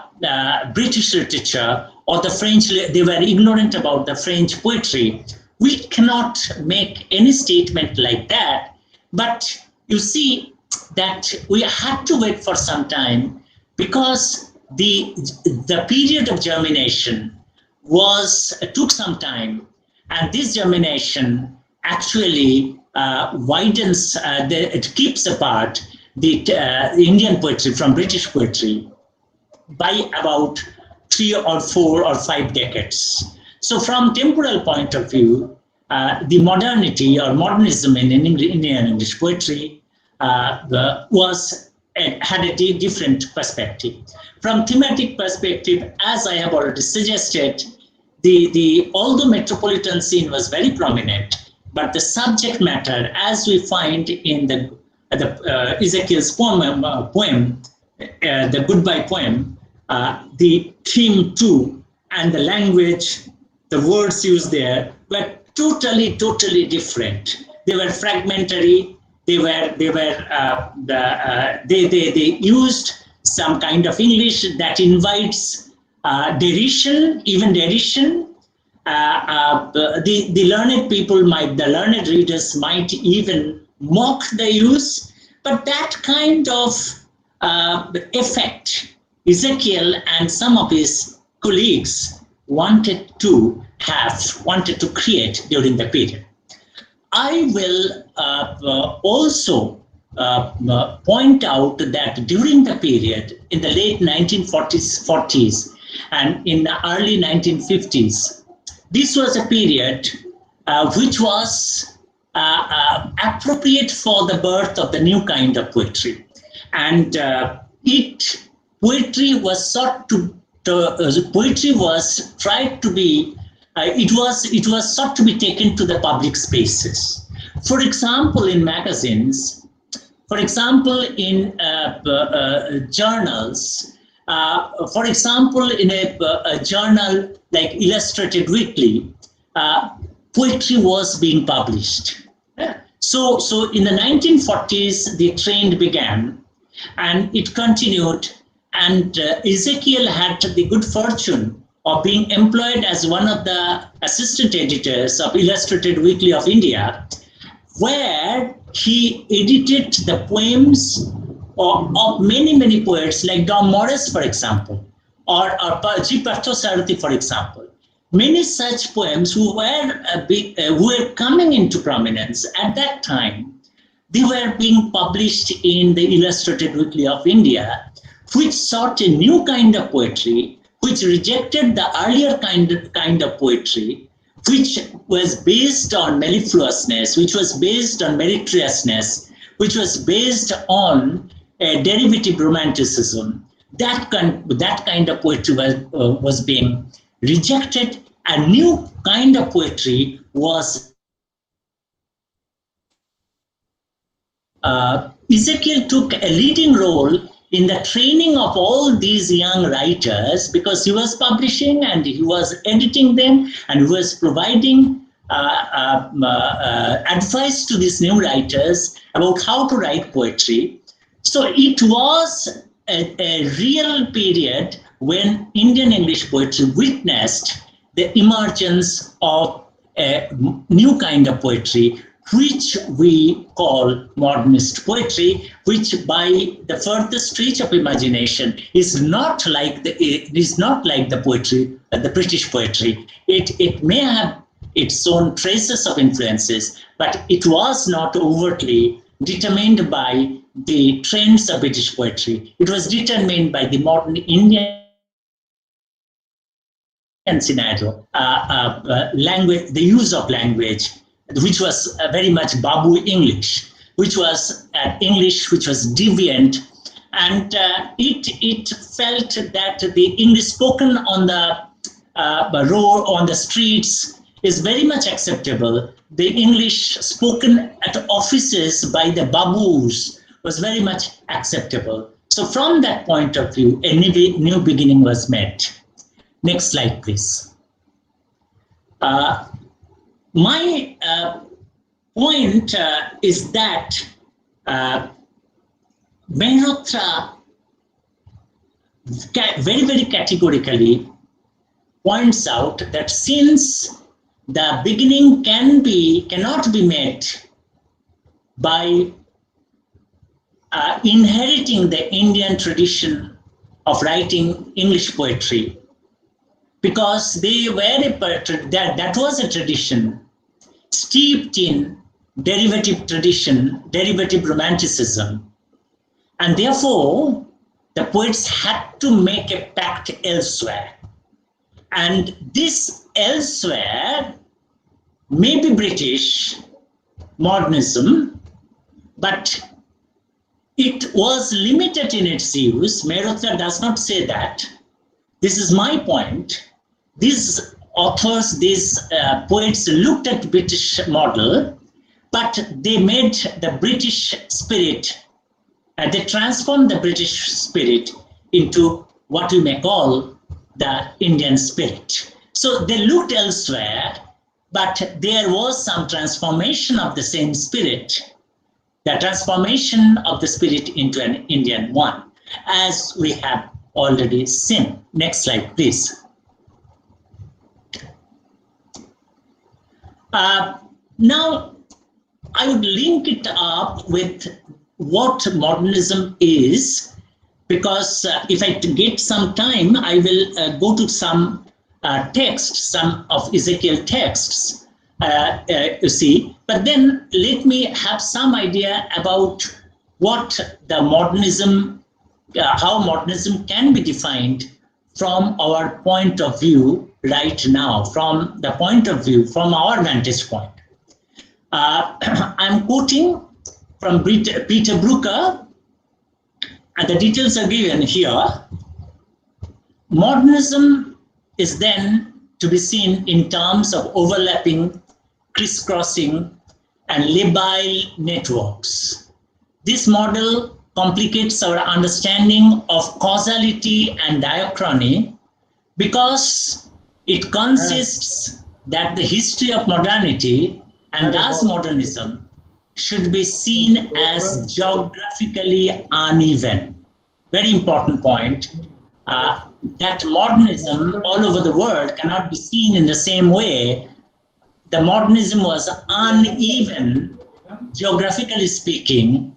It had its manifestations at different time and in different form in India or in Australia or in the US, geographically speaking.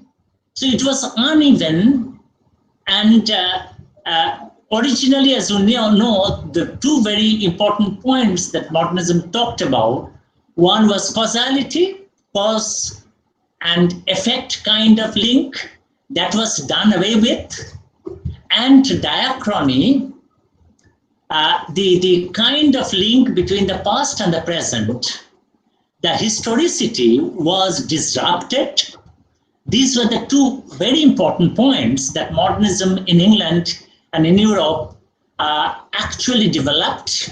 But then you see, it took different forms in geographically uneven spaces. Modernity is not singular, but multiple. Its development is intermittent. Please look at these points.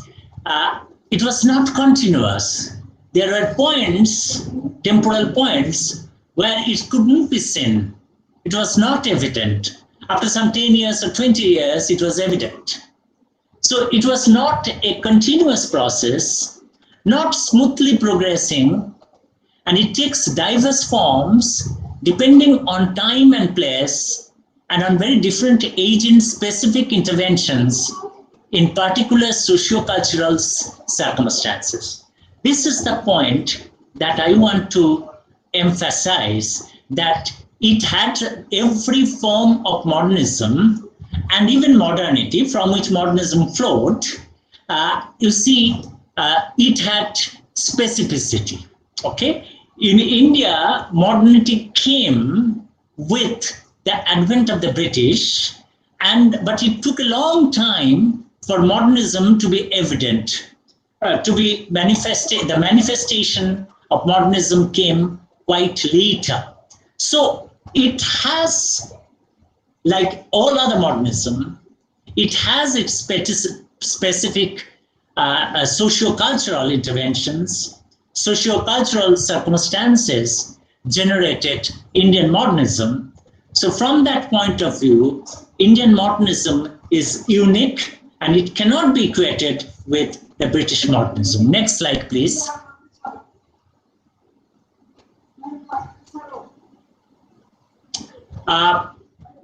It is completely overhauled by writers and artists who recreate and redeploy modernism in their own culturally specific terms and for their own distinctive purposes. This is also from Brooker, the same point actually.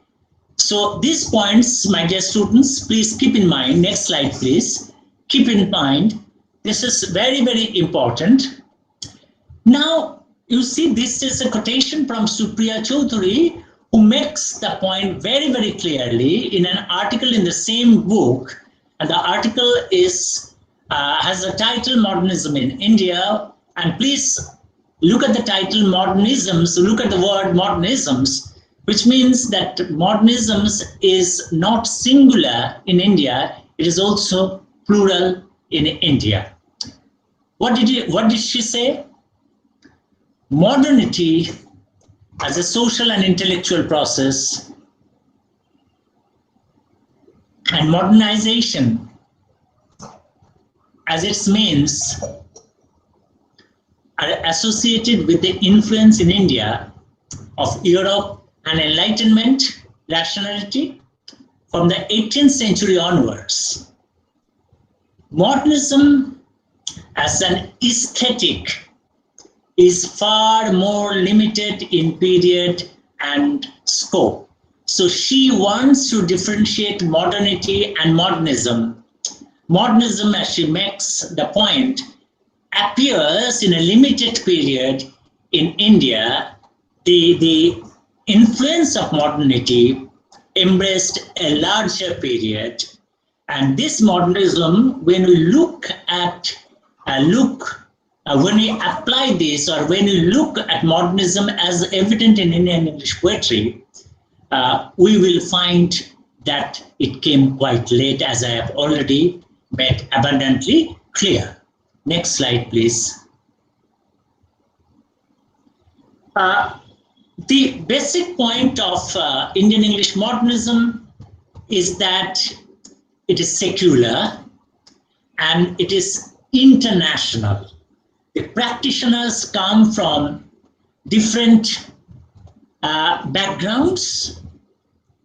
For example, they were Hindus, Muslims, Sikhs, Christians, Anglo-Indian, Dirozio, Ruskin Bond, for example, Jew from Jewish background, Nissim Ezekiel from Parsi background, Keki and Daruwala, Dept Patel. So you see that not only were the practitioners of Indian English poetry diverse from the point of view of background, they also were practitioners of secularism in their poetry. Okay, they transcended their backgrounds, their religious backgrounds, their cultural backgrounds, and they embraced not only a nationalist span, but also they took internationalism in their wake, in their pursuit. So both secularism and internationalism, as found in Indian English poetry, were dominantly both secular and international. They were international for the obvious reason that the authors, the poets, they practiced, they were exposed to international scenario, they had reading practices which were international in span, but you see, they remained as far as possible focused on the Indian English scenario, Indian social cultural scenario, so far as the subject matters were concerned.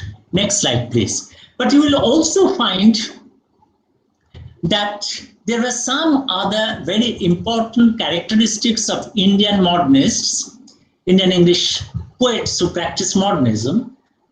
Some of these I will point out. Number one, self-reflexivity. They were aware of what they are.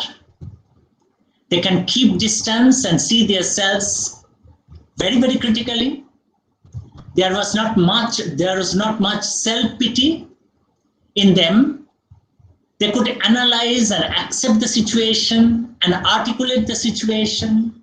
The self is very much there, but they were not actually limited to the ego that the self often suggests. There was caricature, elements of caricature. There was avoidance of lyrical qualities. There was the language, as we have seen, sparse, stark, direct, irony and sarcasm. These were very much evident there. And next slide, please. You will find that there is mock seriousness also. The production of reality was based on all these points. Next slide, please. And the metropolitan background is very much clear. So all these points should be taken into consideration when you read, dear students, the poetry, the poems that are in your syllabus, and you please try to keep these points in mind. And the 2 points, 2 quotations that I have here, you will find that they are actually having their directions towards whatever I have said so far. Daruwala says, what Indian poetry needed was a modern sensibility in confronting the confusion, bewilderment, and disillusionment of the times, specifically when the disillusionment and frustration dawned soon after the Indian independence, in the 1950s specifically. And Ezekiel says, we are entitled to rely on simple English, but it has to be contemporary. Words and phrases of an earlier time create a dated ethos. A modern or even postmodern vocabulary need not imitate the style of English poets. So these are the points that I have already made. Next slide, please.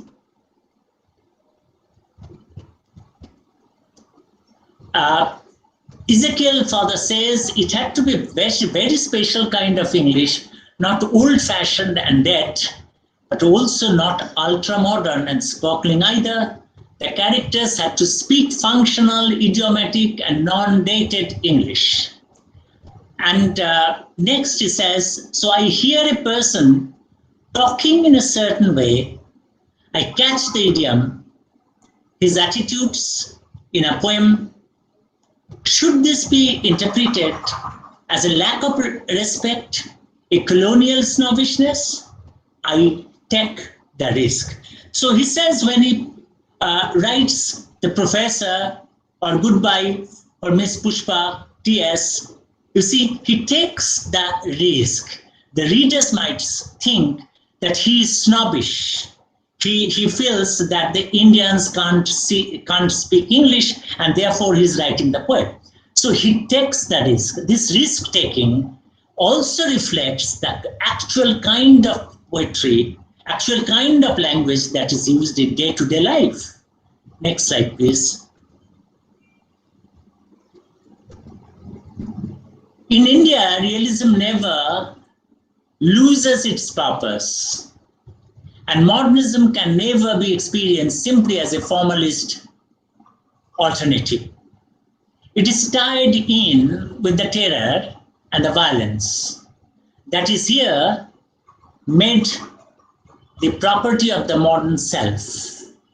Now, you see, this is a very important point. Western modernism often moved towards surrealism or impressionism. Now, although there are some points, some senses of impressionism in Indian English poetry somewhere, but it has never lost, mostly it has never lost its grip on realism. So realism is very much part of Indian English modernism. Next slide. Dadaism and surrealism, for example, have not been taken seriously by more than a very few Indo-English poets, certainly not by me. My poetry, when it may be regarded as modernist, is not in any way related to such distinctive movements, much as I enjoy them in other poets.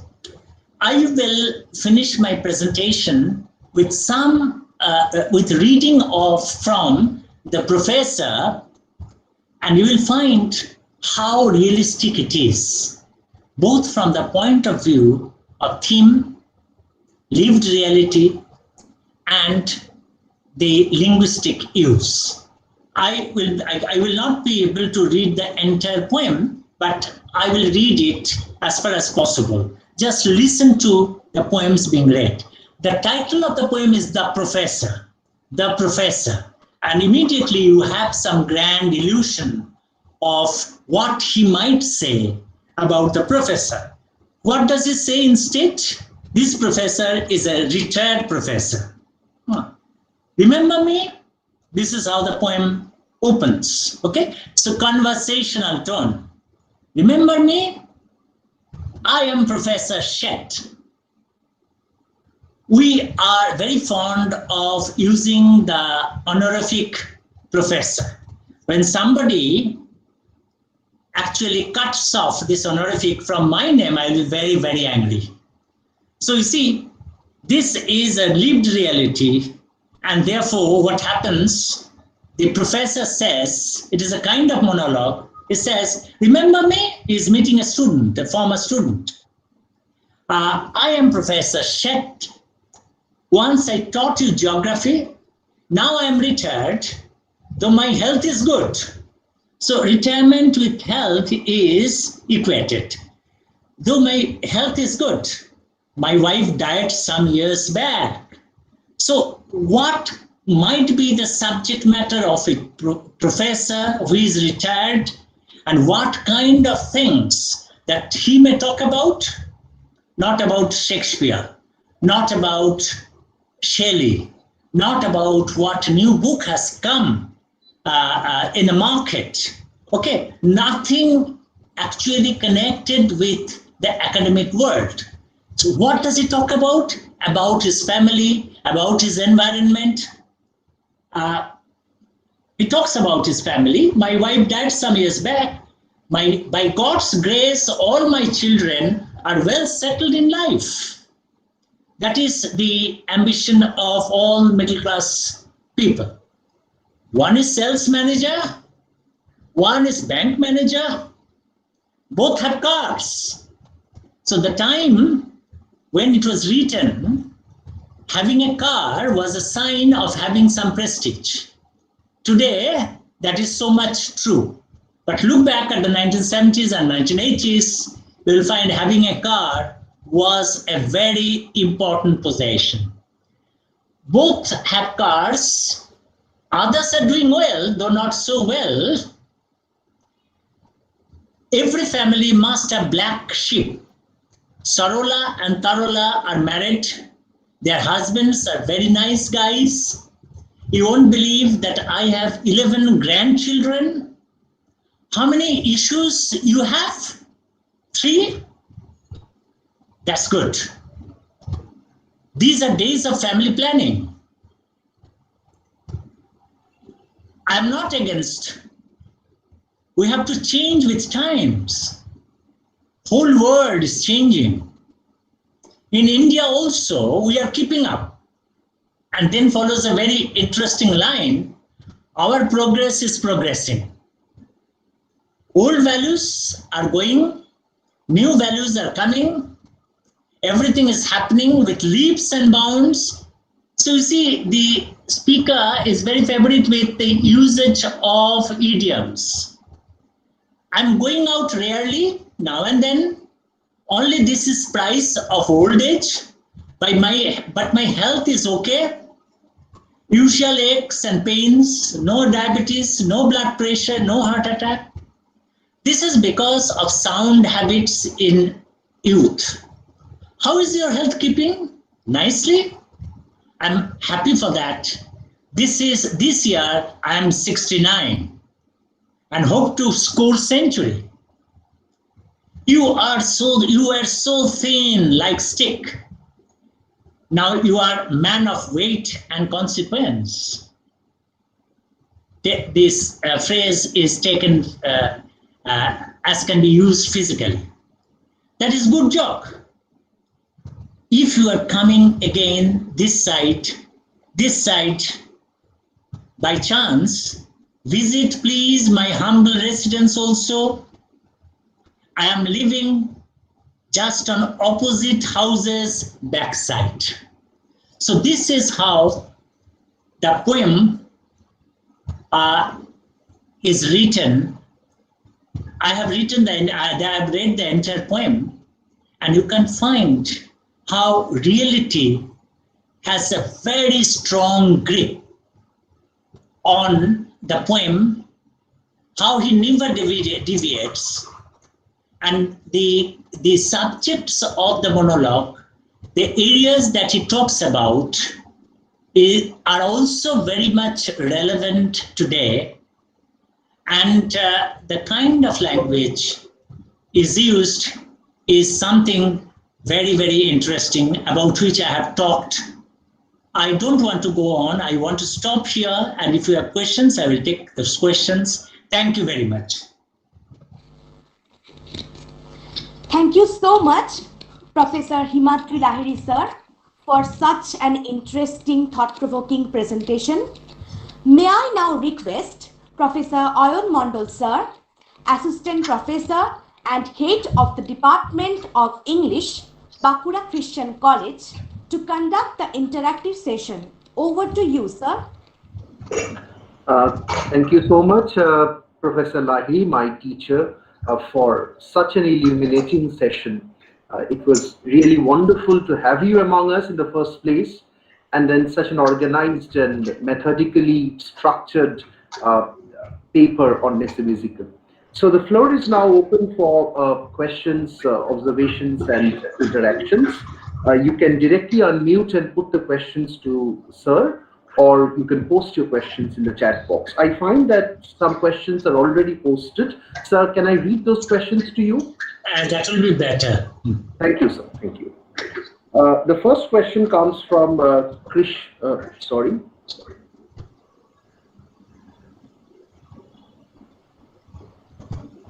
Yes. Yes, it comes from Amrita Chakraborty. It's just an observation. I have heard the poem a long ago. He talks about his material success, etc. Yeah, she has a question, sir. Sir, does language play a powerful significance in the poem The Professor? There's a question by Amrita Chakraborty. Of course, it is self-evident in the poem, and as I have right from my beginning, I've tried to point out, especially in Ezekiel, language plays a very important role. You will, of course, find a different kind of poems which are on the syllabus also, but then in many of his poems, language plays a very, very important role. And the poems I have mentioned specifically, you will find that here there are so much experimentations with language. So, of course, since I have talked a lot about the language, about the style, I don't want to give other examples. But then, yes, you are right, language plays a very important role, not only in Ezekiel, but also in other poets. And you can see that even in Kamala Dash, who usually talks overtly about feminist topics, but it can be seen everywhere how language is chiseled, how the images are very carefully selected and then used, and there are gaps in between the languages. Okay, so the gaps play a very important role because it allows you to think on your own. The poet does not say everything. He allows you to think. So there is a certain role, there is a certain kind of interaction and dialogue between the readers and the poets. So this is a kind of a generalized observation. But then specifically in the particular poem, yes, language is foregrounded.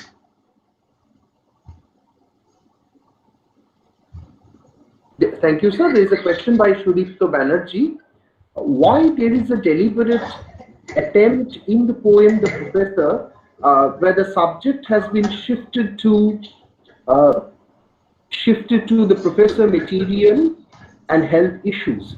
And yes, with that, I will also like to add that how you personally place yourself in this position and view this poem as a professor. Very interesting question and a very tempting question, but I don't want to be very self-reflexive. So I won't talk about myself. You are the best judge. But then you see, this professor may not be a professor of English. This professor may be a professor who may not have a specialization of English, but then the reality is very much important. How even an educated person who is well versed in science or social sciences may pick up Indian English. All of us pick up Indian English, no doubt about that. We make mistakes, but they may not be considered mistakes from descriptive, if you go by the descriptive grammar. But then you see, this kind of English is used, you can hear everywhere. Okay, there are repetitions, there are wrong use of words. But about the one, you had actually 2 points. Number one, why is it that the professor doesn't talk about things which goes well with that title, the professor, the profession professor? Instead, he talks about the regular family affairs, family issues which are related to families. The professor is already retired, okay, and he has gone back to it. It depends on the person, okay, what kind of attitude he will keep, or it depends on his or her tendency or her trend. So this professor has obviously wanted to go a family man, a whole-time family man. So therefore, it suggests that person obviously talks about, is very much immersed in the affairs of the family, and he's also very much aware of what goes on around him. The reference to family planning points out that, and he a bit hesitatingly says, I'm not against that. He doesn't even uses the word that. I'm not against. So you see, only the personal inclination can make him wholly immersed in affairs and matters which are related to the family, okay, and the reality around him. This is my answer. About the second part of the answer, I won't say anything, which is about my involvement. I won't say anything. Thank you, sir. There is a question by Pooja Shaha. Using Indian English language, is the poet deconstructing the myth of using appropriate features of Western language? Actually, this is true in the sense that the linguistic model was also being reconstructed. Okay. Obviously, when you use Indian English, you deviate from the British model, the RP of English. Okay. So from that point of view, yes, of course, it is a kind of a deconstruction. Okay. It is also a deconstruction of the Romantic tradition that was very much evident. And it is an invitation to the readers and the fellow poets to innovate, to experiment, to bring in new thematic and linguistic elements and stylistic elements.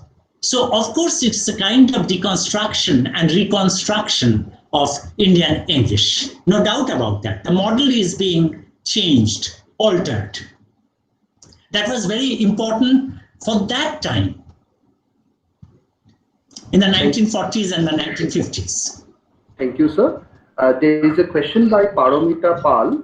Sir, you have told that there were no formal talks. What to say about that? Why did No the poet say formal No talking, formal talkings or something that she has written, talks or talkings? Why did the second part of her question is, why did the poet say more about family rather than any formal issues? I don't get in what sense you use the term formal. I initially thought that it might have some connection with formalism or something like that for the form. Okay, okay, that might be related, but probably you are not asking for that. But even then, let me guess your question. And obviously, if you use the term form in the sense of formal, in the sense of form, obviously, as I have talked about, there was changes in the form. There was experimentation with form. Okay, free verse was being used, widely used. Okay, moving away from the earlier practices, and also importantly, the modernist forms of surrealism, of Dadaism, of Impressionism, of many other kinds of modernism was not being adopted here. Okay, that is not only true of Ezekiel, but also about other writers. So that is one very prominent. There are some very isolated exceptions, but on the whole, you see, the modernist forms were not actually taken from the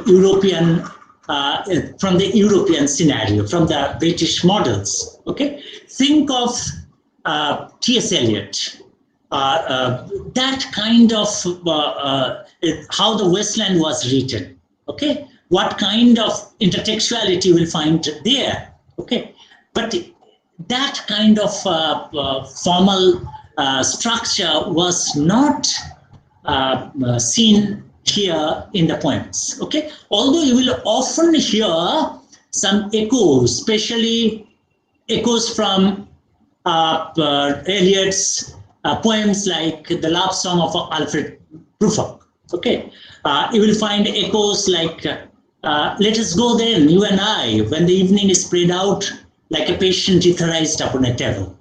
The image of etherized like a table, that kind of images are sometimes taken, or you will hear echoes of that, but not as a whole. They were indebted to the mainstream surrealist or the kind of styles followed by Picasso in painting. Those kinds of things are not so much evident here.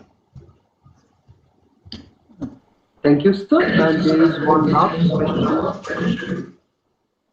There is one last question by Shucheta Gorai. Sir, as we can see in Goodbye Party to Miss Pushpa T.S., that Ezekiel is ridiculing the English language used by Indians, as you mentioned, 2-3 days. The question is he only ridiculing this fact here, or is he showing his feelings of displeasure and dissatisfaction with the people of this country? Let us guess, okay, because he has already said that I am ready to take the risk. Okay, he has left it on the readers. Okay, left it to the readers. But then, so far you ask my question, you ask my opinion, I will say that he's not ridiculing. Okay, but he has sympathy. He has sympathy with the kind of life lived by these people, and he has affiliation, cultural affiliation to these persons, although he is a refined person and he knows what kind of English should be used. He has a very clear idea about that. But then, for the sake of writing poetry, some aesthetic matters are also important. The first question that comes is, what is your subject matter? And when you fix your subject matter, the next question is, what kind of style and language should you use in this particular poem? Okay? And the subject matter will largely determine the kind of language used there. So I think he is taking clues from reality. His purpose is not to ridicule the boss or the other associates, other colleagues, but to present the real picture. Okay, as you have really seen, his concern was to present the reality. Realism was very much there. Okay, so from that point of view, he wants to reflect the reality. And that is why he's taking up the language as the main weapon of producing an image of reality. So it is the production of the reality through the language.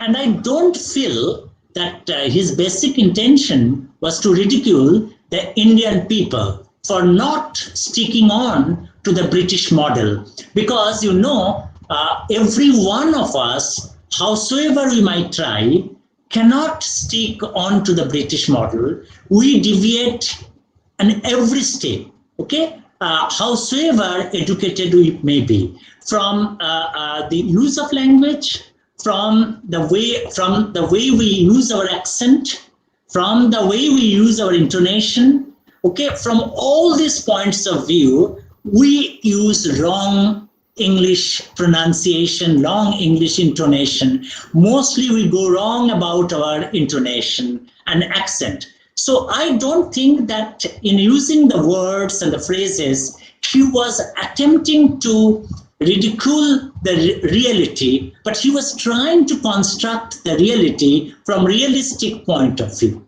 That is my opinion, a personal opinion. Thank you, sir. We are already, I think, testing your patience, sir. I find there are two more questions. Can I ask those questions, sir? Yes, yes, you can. Okay. There is a question by Shomudip Chakraborty. How can you relate Ezekiel with the objective artist distancing that we find in modernism? Would you repeat, please? How can we relate Ezekiel? Excuse me? Sir, am I audible? Would you repeat, please? Yes, sir. Am I audible? Yes, you are audible. Okay. How can we relate Nissim Ezekiel with the objective artist distancing that we find in modernism? Obviously, when you see that he presents the situation as in The Professor, or as in Miss Pushpa T.S., okay, Goodbye Party for Miss Pushpa T.S., or in many other poems, okay, except the poems which have autobiographical elements in them. You see, the technique of distancing is very much important for them. He's taking help of that. How can you distance yourself from the object of your portraiture, from the object of your representation?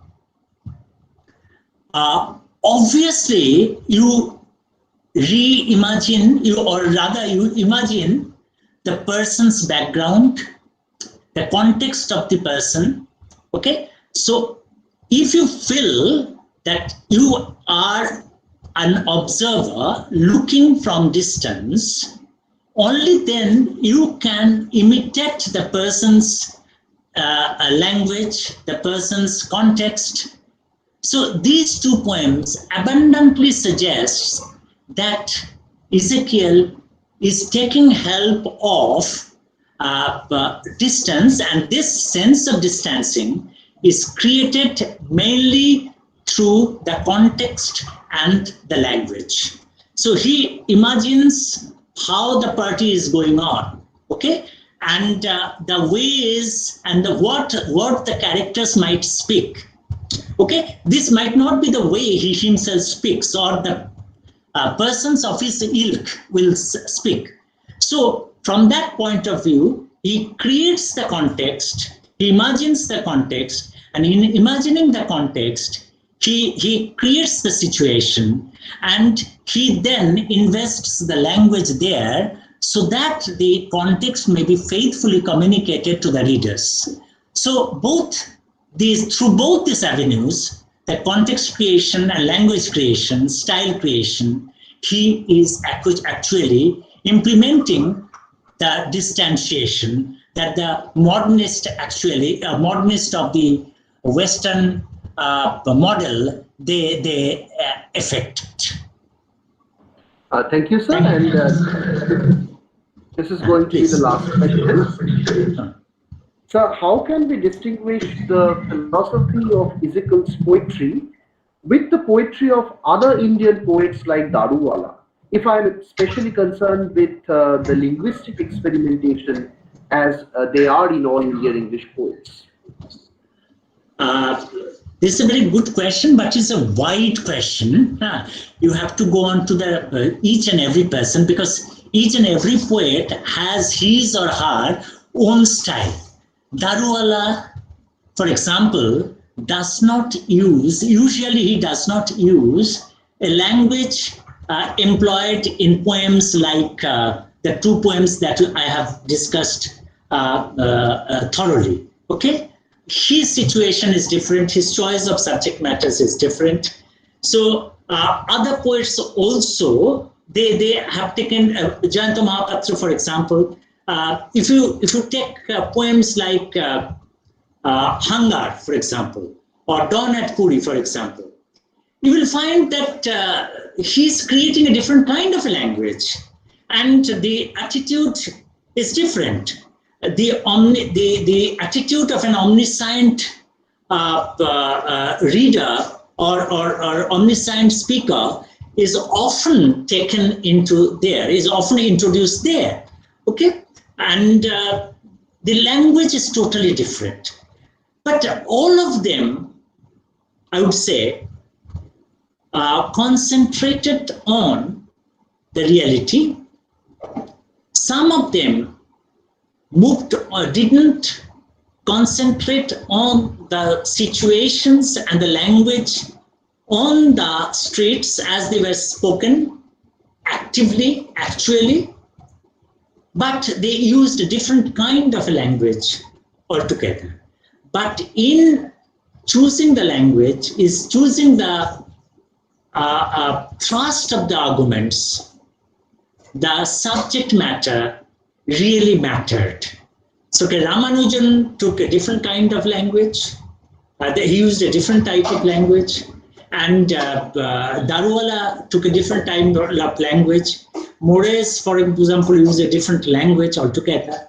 So they did not use the same kind of language.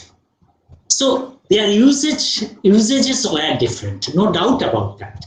But you need to have a thorough examination of their poems, which is not possible here. But of course, I would like to point out that they were different in their use of contexts and languages. Thank you so much, sir. Thanks from the core of my heart, thanks on behalf of the department. Now over to my student Devpriya. Devpriya, are you there?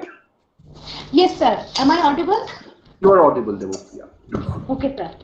Thank you, Professor Arun sir, Professor and Head of the Department of English.